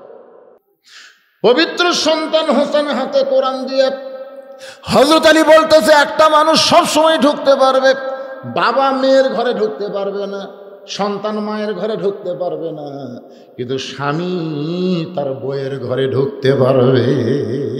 কোনো অনুমতি লাগবে? হযরত আলী অন্দর মহলে ঢুইকা দেখে ফাতেমা। আমার মায়েরা যারা পর্দার অন্তরালে একটু মনোযোগ দিয়ে শোনেন, হযরত আলী অন্দর মহলে ঢুইকা দেখে ফাতেমা এই বাম হাতে জাঁতা ঘুরাই আর ডান হাতে আল্লাহর কোরআন তেলাওয়াত করে। বাম হাতে জাঁতা বোঝেন আপনারা? এখন তো ধান ভাঙ্গা মিশিং আছে। জাঁতা, জাঁতা যারা মুরব্বী তারা বুঝবে জাঁতা কাকে। নিচে একটা পাথর, উপরে একটা পাথর, একটা স্যাদ থাকে, এই স্যাদের মধ্যে দিয়ে গম, জব, খেসারি কালার ডাল ডুল যা হয় এর দেয়, আর ঘুরাল লাগে। এই ঘুরালে এটা ছাতু হয়ে আটা হয়ে বার হয়। হযরত আলী অন্দর মহলে গিয়া দেখে বাম হাতে ফাতেমা জাঁতা ঘুরাই আর ডান হাতে কোরআন শরীফ তেলাওয়াত করতেছে। সঙ্গে সঙ্গে আলী মনে মনে কয়, আল্লাহ, আমার ঘরে কোনো সম্পদ নাই, আমার ঘরে কোনো দৌলত নাই, কিন্তু আমার ঘরে তুমি জান্নাত দিয়েছ। এরকম অবস্থা দেখে স্বামী খুশি না বেজার? আর আমরা ঘরের মধ্যে ঢুকে হায় হাই রে, আমাদের ফাতেমাগুলা স্টার জলসা জি বাংলা দেখতেছে। এই ফাতেমার কারণে এই আমাদের ফাতেমা, তাই বলে মনে করেন না ওই ফাতেমা। এখনকার ফাতেমা ঘাসও তোলে। আমার এলাকার এক ফাতেমা জমিলি দেয়, সবাই ফাতেমা করে ডাকে না, ফতে ফতে করে ডাকে। ফতে, এ ফতে, আজ আমার বাড়িতে কাম ধরা লাগবে। ওর নাম কিন্তু ফতে না, ওর নাম হলো ফাতেমা। ঘাস লিরাই, কি লিরাই, বকরি চড়াই। মায়েরা শোনেন, আপনি যত নেক আমল করেন, স্টার জলসা জি বাংলা যদি দেখেন, একটা আমল আল্লাহ কবুল করবে না। এক কথা কোন ঠিক কিনা? মান তাসাব্বা বিকওমিন ফাহুয়া মিনহুম। রাসূল বলেছেন, যে জাতকে অনুসরণ করবে ওই জাতের সাথে আল্লাহ তাক হাসন নাসর করবে। স্টার জলসা জি বাংলা এটা কি বাংলাদেশের না হিন্দুর? আপনারা বলেন স্টার জলসা জি বাংলা কি মুসলমান নাটক না হিন্দু নাটক? ওই নাটকের মধ্যে হিন্দুদের পূজা আছে না নাই? তা আপনার মুসলমানের বউ হয়ে হিন্দুদের পূজা আপনার ঘর দোল করে বাঁচতেছে। নিয়ত ছিল কোরআন শরীফ তেলাওয়াত করা, বাম হাতে জাঁতা ঘুরাই, ডান হাতে আল্লাহর কোরআন তেলাওয়াত করে। সঙ্গে সঙ্গে হযরত আলী আর ধৈর্য ধরতে পারে নাই, জবান ফসকে বের হয়ে গেছে, রব্বানা আতিনা পড়েন, রব্বানা আতিনা ফিদ দুনিয়া হাসানাতাও ওয়া ফিল আখিরাতি হাসানা ওয়া কিনা আযাবান্নার। আর মন খুব খারাপ হলো, একসাথে দুটা মুরব্বি উঠে গেল। কয়টা বাজে রে? না কেবল 2 ঘন্টা ওয়াজ হচ্ছে।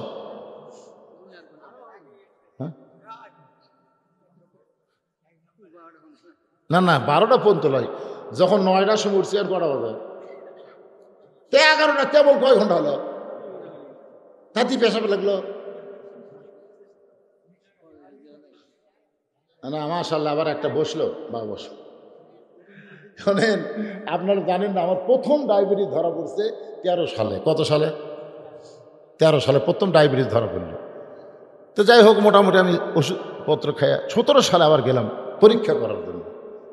তো ডাক্তার আমার শরীরের কিডনি ফিডনি যা আছিল সব পরীক্ষা করে ডাক্তার বললো, হুজুর আপনার অবস্থা ভালো না, আপনি যদি এই ডায়াবেটিস থেকে কিডনি বাঁচাবার চান, আগে প্রথম কিডনি আপনার ইফেক্ট হচ্ছে, এই কিডনি যদি বাঁচাবার চান তাহলে প্রতি ঘন্টায় মানে পেশাব জমে থা হবি না, ঘন্টায় ঘন্টায় পেশাব করবেন। আর আপনি ওয়াজ করেন, ওয়াজ করতে পেশাবের চাপ নিচের দিকে আসে, 1 ঘন্টা পর পর পেশাব করে যাবেন। ভাই 1 ঘন্টা পর পর পেশাব করে গেলে জনগণ হাত দাওয়াত দিবি। ডাক্তার বলতেছে ওয়াজ বাদ দেন। আমি কই কি কয় পাগল, আমার জীবনের নিয়ত হলো মাদ্রাসা মসজিদ খানা করা, আর ওয়াজ বাদ দিব। আসলে কিন্তু খুবই কষ্ট হয়। 1 ঘন্টা পর আমার এই নিচে যে পেশাবের থলে নেয়, ওই থলেটা ভরে যায়, টপ টপ করে পেশাব। শোনেন, হাসির কথা না তো, খুবই কষ্ট হয়।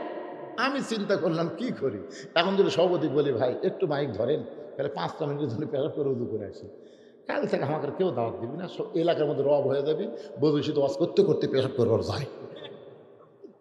চিন্তা করলাম কি করি। এমন সময় আল্লাহর কোরআন আমাকে বলতেছে, অনুনাজ্জিলু মিনাল কুরআনি মা হুয়া শিফাউ ওয়া রাহমাতুল লিল মুমিনিন। এই কোরআনকে মুমিনদের যাবতীয় রোগের ঔষধ হিসাবে আল্লাহ নাজিল করেছে। আমি বললাম, এই দূরে কেউ করাই বস বস। আশ্চর্য, কেবল না ওটার ওয়াজ করতেছে, এখনই দিয়েছেন লাভ উঠছে। আমি চিন্তা করলাম এই কোরআনের কথা হক না মিথ্যা, এই কোরআনে কোনো সন্দেহ, এই কোরআনে কোনো ধোঁকা, এই কোরআনে কোনো গোজাবেল। আমি কইলাম কোরআন যদি সত্য হয় তাহলে আমার ডায়াবেটিস সত্য নয়। পেশাব লাগার পরে কোরআনকে একটা চুনা দিলাম, প্রথম যেদিন লাগলো, দরকার হলে এটি পেশাব করবে, ওয়াজের থাকি যাবো না। বিশ্বাস করেন, 8 ঘন্টা পর আমার পেশাবের চাপ কমে গেল। 1 ঘন্টা পর সাবেক হয়ে গেলাম। এরপর থেকে ঘন্টার পর ঘন্টা ওয়াজ করতেছি, আমি ঘড়ি দেখিনি। আজকে ঘড়ি দেখার কারণ হলো 2টা মুরব্বী একসাথে উঠলো, এই জন্য দেখলাম 2 ঘন্টা হয়ে গেছে। এর মধ্যে আমি দেখছি আপনারা করেন, এখনকার বক্তারা 45 মিনিট 1 ঘন্টা করে ওয়াজ করে, আর 2টা ঘন্টা আমি ঘড়ি দেখি। আমি খালি আপনাকে দিকে তাকিয়ে আছি। না ওয়াজ তো করতেছি রে ভাই, ওয়াজ আমি করতেছি না। তাই বলে মনে করেন না যে আমি পাগলা হয়ে গেছি। সময় মতো অবশ্যই ওয়াজ বাদ দিব। আমরা নামাজের ওয়াজ শুনতেছি, ফজরের নামাজ কাজা পর্যন্ত আমরা ওয়াজ শুনবো না, ঘুমও পারবো, আবার জামাতের সঙ্গে নামাজ ধরবো। ধরে কোন কথা ঠিক কি না? একটু মনোযোগ দিয়ে কথাগুলো শোনেন।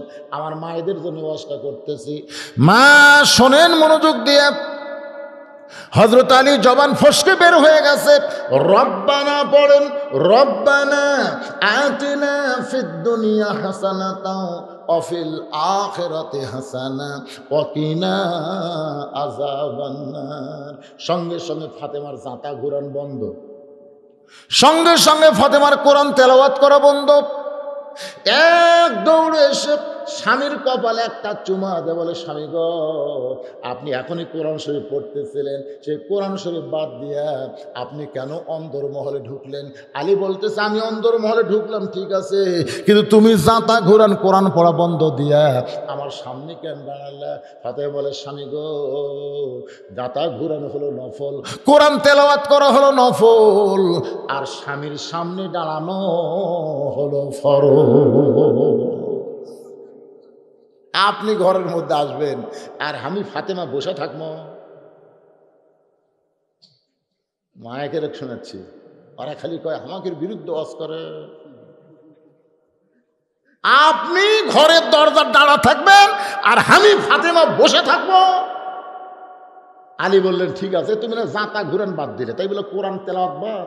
ফাতেমা বলতে তো আপনি কি বলবেন, কোরআন তেলাওয়াত হলো নফল আর আপনার কাছে খাড়া হলো ফরজ। আপনি কি প্রয়োজন আইছেন আমার কাছে? আগে আপনার প্রয়োজন মিটাবো, তারপরে নফল ইবাদত। সুবহানাল্লাহ না কেন? কারণ আল্লাহ রাসূল বলেছেন আল্লাহর পরে কাউকে যদি সেজদা দেওয়ার হুকুম থাকতো তাহলে প্রত্যেকটা বিবিকে বলতাম স্বামীর পায়ে সেজদা করো। এই কথার দ্বারা রাসূল বুঝালেন আল্লাহ ছাড়া কাউকে সেজদা করা যাবে না, কিন্তু আল্লাহর পরে মেয়ে মানুষের কাছে সবচাইতে দামি সেই ব্যক্তি হলো আমার স্বামী। ধরে করেন সুবহানাল্লাহ। আপনি কি চান? সঙ্গে সঙ্গে হযরত আলী ফাতেমার কপালে চুমা দিয়ে বলেন ও ফাতেমা আমি খুশি হয়ে গেছি, আমি তোমার প্রতি খুশি হইয়া গেছি। ফাতেমা বলে স্বামী গো আমিও খুশি হব, আপনি কোরআন তেলাওয়াত বাদ দিয়ে কেন ঘরের মধ্যে ঢুকলেন?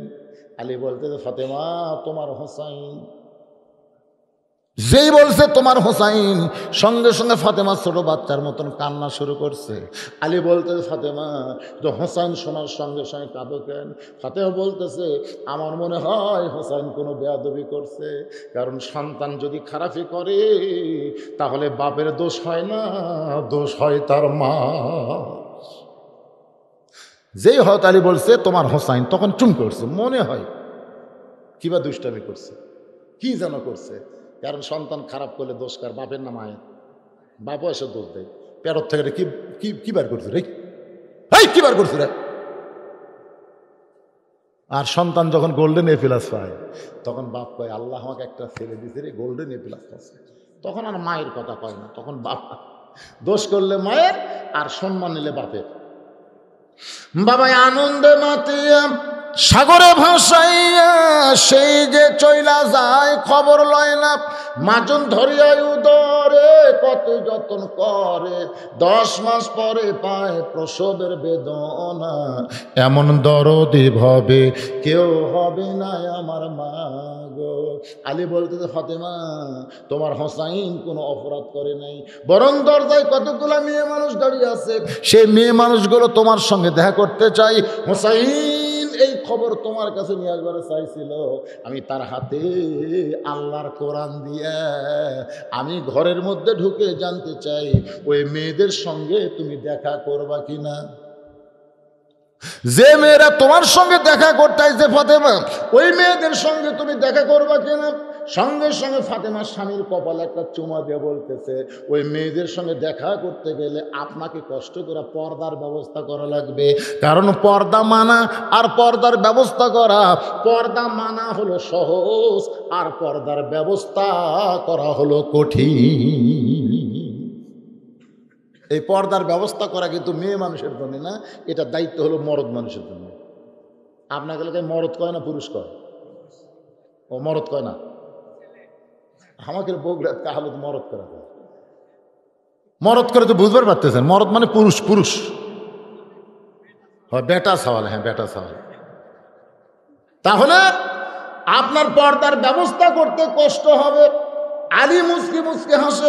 ফাতেমা বলে হাসতেছেন কেন? বলে হাসার কারণ হলো মেয়ে মানুষের সঙ্গে দেখা করবে, এখানে কোনো পর্দার ব্যবস্থা লাগবে না। ফাতেমা বলে আপনি জ্ঞানের সম্রাট হবার পারেন, কিন্তু পর্দা বিষয়ে আমার চাইতে আপনি কম জানেন। যেই কইছে কম জানে হতালে চুম করছে, কে কি কম? এর বাপ কি করছে? ফাতেমার বাপ বলছে আনা মাদিনাতুল ইলমে ওয়া আলিউ বাবুহা, আমি হচ্ছে ইলমের শহর, আলী হচ্ছে তার দরওয়াজা। সুবহানাল্লাহ। আর তার মেয়ে বলতেছে আপনি আমার চাইতে কম জানেন। আলী বলতেছেন ফাতেমা তাহলে তুমি আমাকে বুঝায় দাও পর্দা আসলে কি, তুমি তাহলে আমাকে বুঝায় দাও। আমার মা বোনেরা যারা পর্দার অন্তর আছেন, আপনারা যদি জান্নাতে যাওয়ার চান না, তাহলে ফাতেমার সিগনেচার ছাড়া জান্নাতে যাওয়ার পারবেন না। কারণ ফাতেমাকে আল্লাহ ঘোষণা করেছেন সাইদাতুন নিসায়ে আহলেল জান্নাহ, জান্নাতি নারীদের নেত্রী হবে নবীর মেয়ে ফাতেমা। একটু ধৈর্য ধরেন মা, পর্দা কারে কয় আলী ফাতেমার কাছ থেকে শুনবে। সুবহানাল্লাহ বলেন না কেন? এখন চলে আসবো আমরা সাঈদ ইবনে আমরের কাছে।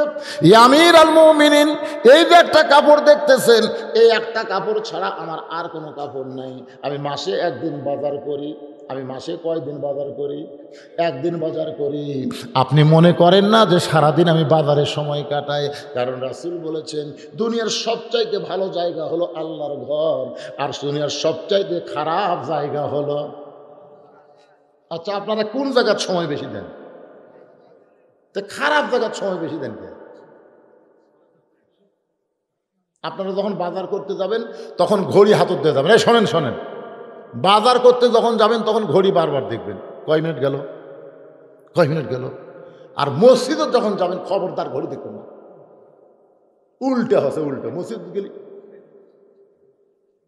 কিছুক্ষণ পর পরে দেওয়াল ঘড়ি, কিছুক্ষণ পর পরে হাত ঘড়ি। তারপর আবার একজনকে বলতে দেখে ভাই আর কয় মিনিট আছে? 3 মিনিট। আজ ঘড়ি লড়তেছে না, আজ ঘড়ি লড়তেছে না।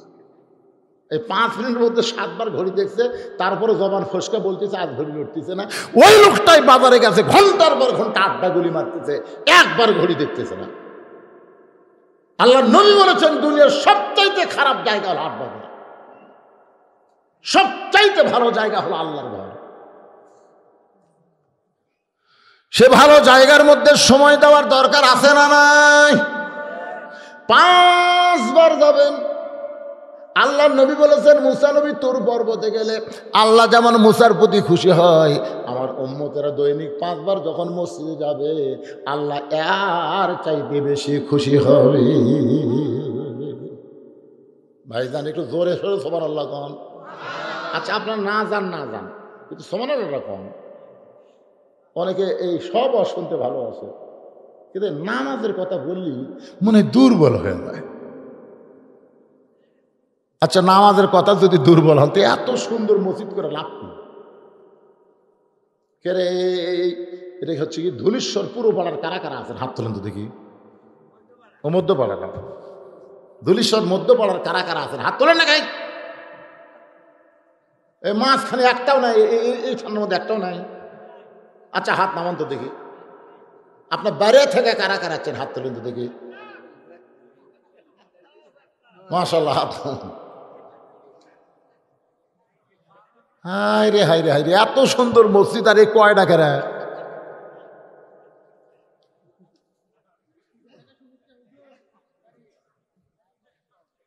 নামাজের কথা শুনলো মন খারাপ? একটু মনোযোগ দিয়ে শুনবেন। ও আমিলুস সালেহার উপর কথা বলতেছিলাম। সাঈদ ইবনে আমর বলেন এই কাপড় পরে আমি মাসে একদিন বাজার করি। বাজার করার পরে বাড়িতে আইসা একটা মাত্র কাপড় আমি খাঁচা দিই, পরিষ্কার করি, কিন্তু কাপড়টা মোটা হওয়ার কারণে আমার শুকাইতে বড় দেরি হয়ে যায়। রাসূল বলেছেন ভিজা কাপড় পরে তোমরা বাড়িতে থাকতে পারবা, কিন্তু ভিজা কাপড় পরে বাইরে যাইতে পারবা না। কারণ ভিজা কাপড় পরলে বাহির থেকে ভিতরের খবর জানা যায়। আপনি যদি ভিজা স্ট্যান্ডার্ড লুঙ্গি, সবচেয়ে দামি লুঙ্গি পরেন, লুঙ্গি ভিজে গেছে, বাইরে থেকে বোঝা যাবে না কোন মাল কোনটি আছে, বোঝা যাবে। এ কথা কর না কেন?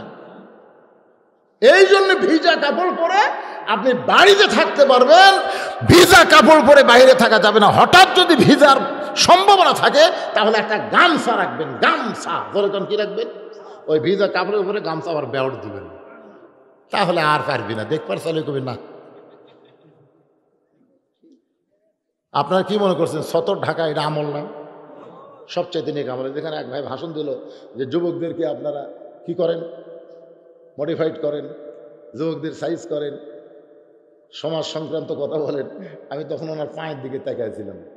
উনি এমন একটা ফুল প্যান্ট পরছে যে টাকনু ঢেকে গেছে, মরদ মানুষ টাকনো ঢাকা কাপড় পরা, আর বউ আবার ডিউটি করা। আপনি জানেন যারা মরদ মানুষ, পুরুষ মানুষ টাকনো ঢাকা লুঙ্গি পরেন, টাকনো ঢাকা পায়জামা পরেন, টাকনো ঢাকা ফুল প্যান্ট পরেন, আপনার বউ বেশি দিন থাকবে না, থাকলেও ওভার ডিউটি করবে। মরদ মানুষ পুরুষ মানুষ টাকনো বাইর করতে হবে, টাকনো ঢাকবি কেন? নাভির উপর থেকে টাকনোর উপর পর্যন্ত পুরুষের পোশাক হবে, আর মেয়ে মানুষেরা টাকনো ঢাকবে। মেয়ে মানুষেরা টাকনো বার করা যাবে না। এখনকার মেয়েরা হয়েছে প্লাজো পরে, একেবারে টাকনোর উপর আঘাত, আর মরদেরা ছেলেরা পড়তেছে টাকনো ঢাকা। এই যুবকেরা, সমাজ যদি সংস্কার করতে চাই, সমাজের নাপাকি ময়লা আমরা কাপড়ের মধ্যে নিব। মসজিদে যখন যাইতে চাই, শুধু মসজিদ পাক হলে চলবে না, শরীরের কাপড়টাও পাক হওয়া লাগবে। পাক হওয়া লাগবে না? শরীর পাক, কাপড় পাক। তাহলে টাকনুর তলে যেই কাপড় গেল, ওই কাপড় যে নাপাক হয়ে গেল।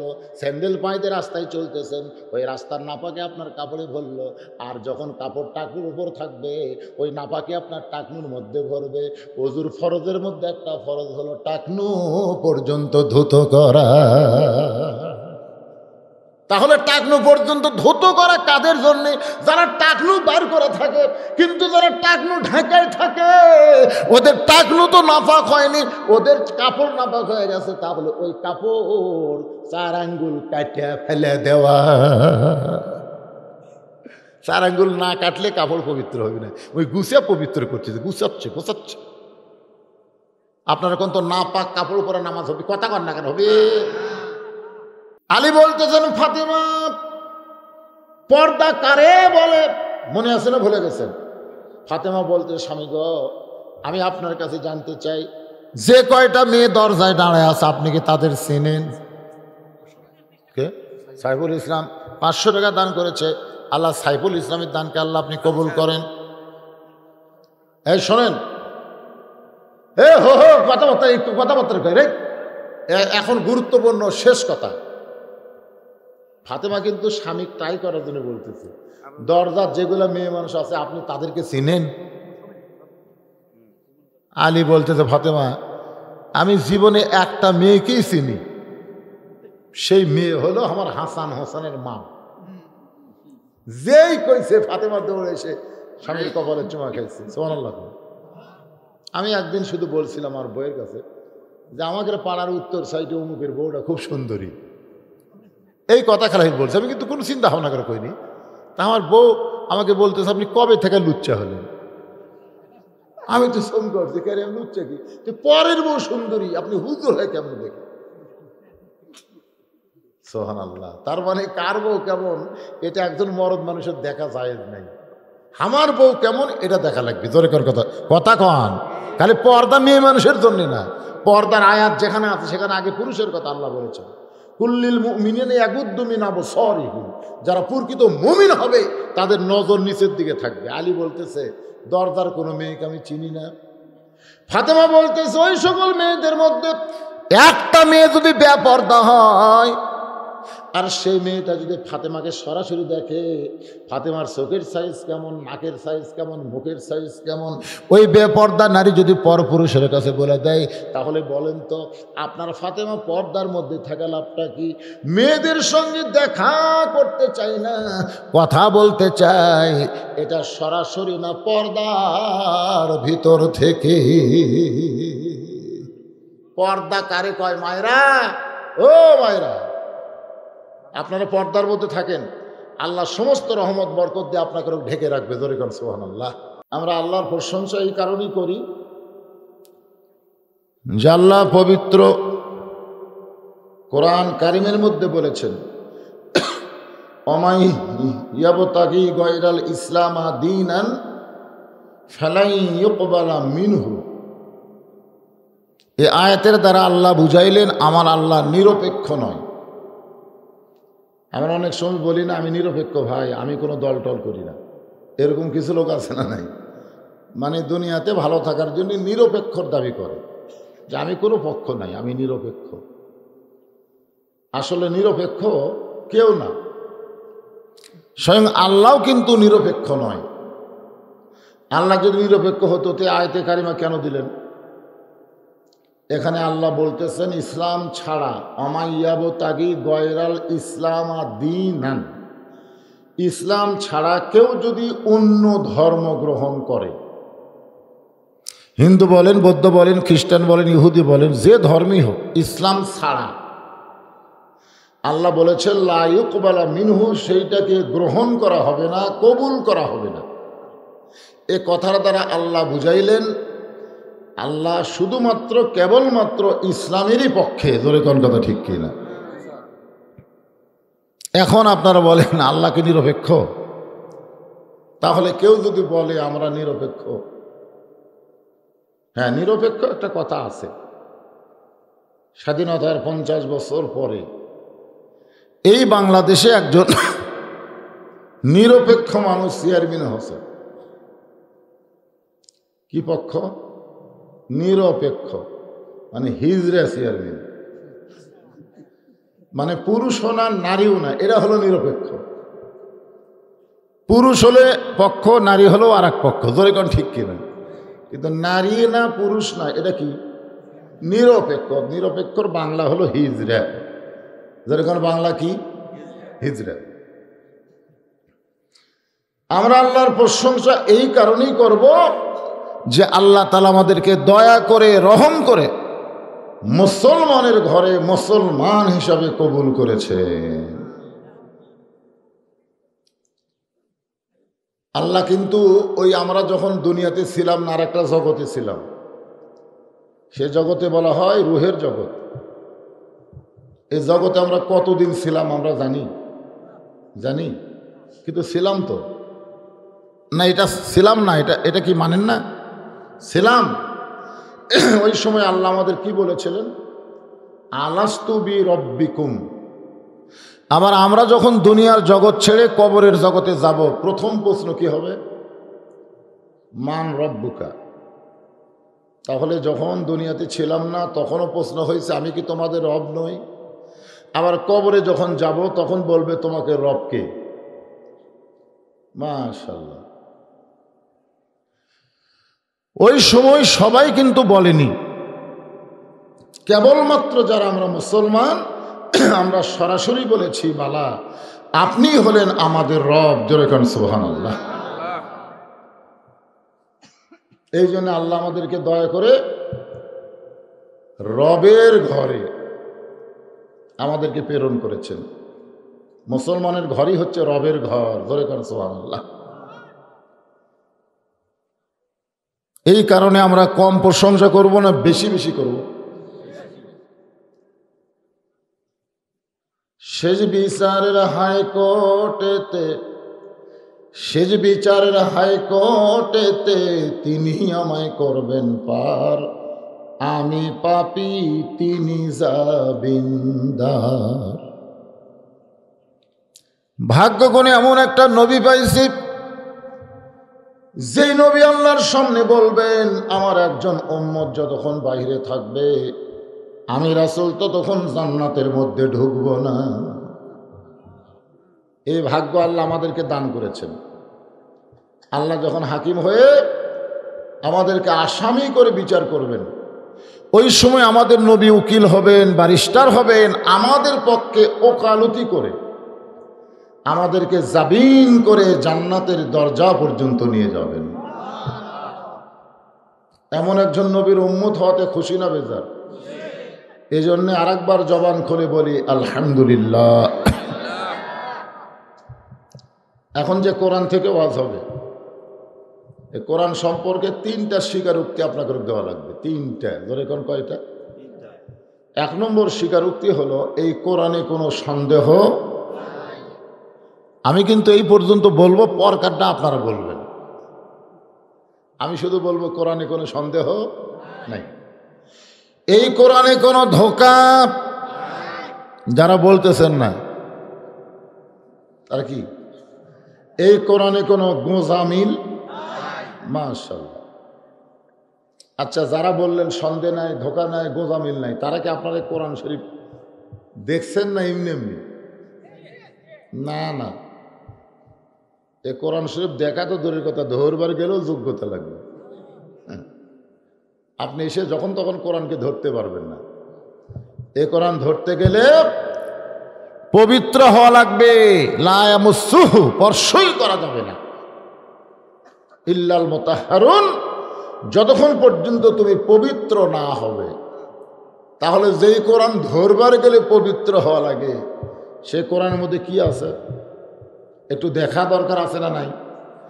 আমরা কপাল পোড়া মুসলমান, আমরা সারা রাত জায়গায় খেলা দেখি, কিন্তু আল্লাহর কোরআন দেখি না। দরকার ঠিক কিনা?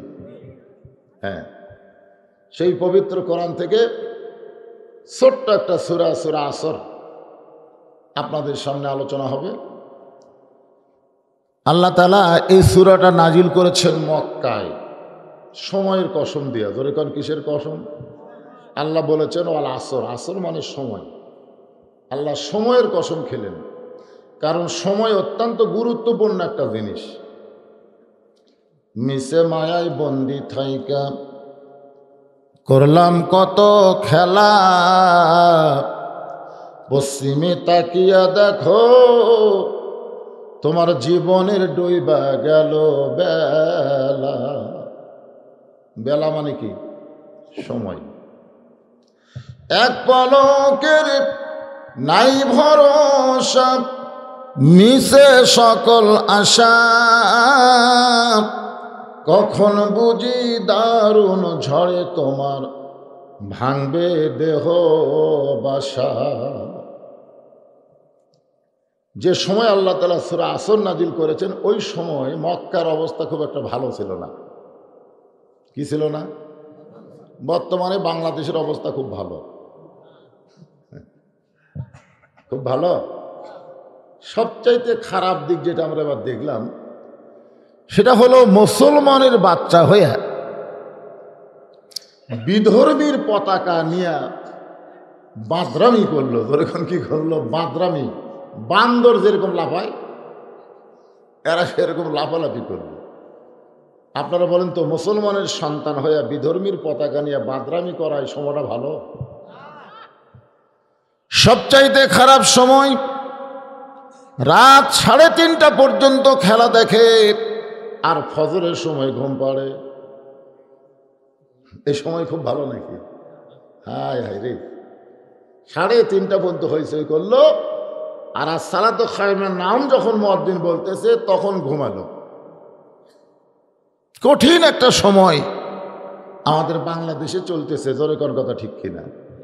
আল্লাহ আমার মা বোনদের পর্দার জন্য কবুল করুন, আর আমার বাবাদের যুবকদেরকে নামাজের জন্য কবুল করুন। আমাদের হলো 1 নম্বর নামাজ, আর মেয়েদের 1 নম্বর হলো পর্দা। নামাজ মেয়েরা কম পড়ুক বেশি পড়ুক অসুবিধা নেই, মেয়েকে নামাজ আমার আল্লাহ এত চায়ও না। কথা না বুঝতেছেন? ঢাকা থাকা নামাজ কি দরকার, কিন্তু পর্দাটা ঠিক হবে। হ্যাঁ, মাশাআল্লাহ। এই তার একটা ওমরা পার্টি পাওয়া গেছে, কি নাম ওনার? নমাজদি। ও নিজামুদ্দিন, নিজামুদ্দিন বানাচ্ছে নমাজদি। বড় আউলিয়ার নাম ছিল নিজামুদ্দিন আউলিয়া, ঠিক না? তো ওনার নামে নাম, উনি ওমরা করতে যাবেন, 1000 টাকা দান করছে। আল্লাহ ওনাকেও সুন্দরভাবে ওমরা করার তৌফিক দেখ। জোরে কোন আমিন। ইসরাফিলের শাশুড়ি আম্মা 500 টাকা দান করেছে। আল্লাহ আমার মায়ের দানকে কবুল করবে। আস্তাগফিরুল্লাহ রাব্বি মিন কুল্লি জামবি ওয়া তুবু ইলাইহি, লা হাওলা ওয়ালা কুওয়াতা ইল্লা বিল্লাহিল আলিয়্যিল আযীম। আল্লাহুম্মা আমিন। আল্লাহুম্মা আনতাস সালাম ওয়া মিনকাস সালাম, তাবারাকতা ইয়া যাল জালালি ওয়াল ইকরাম। দীর্ঘ সময় পর্যন্ত তোমার পাগল বান্দা বান্দীদের সামনে সূরা আসর থেকে আলোচনা করেছি। আল্লাহ মেহেরবানি করে আজকের মাহফিল আমাদের সকলের হেদায়েতের জন্য, নাজাতের জন্য, জান্নাতের জন্য কবুল করো। এই মাহফিলের শুরু থেকে শেষ পর্যন্ত যত আলোচনা হয়েছে আল্লাহ, এর মধ্যে যদি ত্রুটি হয়, ভুল হয়, মাফ করে দাও। এর জাহাদিয়া মঞ্জুর করো।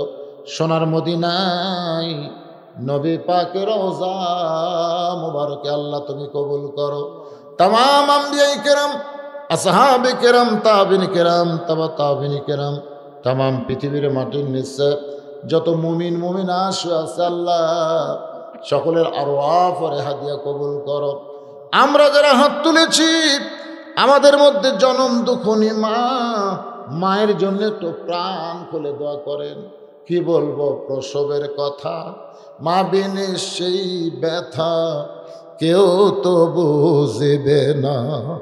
মাজন ঠেকিয়া সন্তানের দায়, অকালে মা মারা যায়, কেন সে মায়ের জন্যে দোয়া করবা না।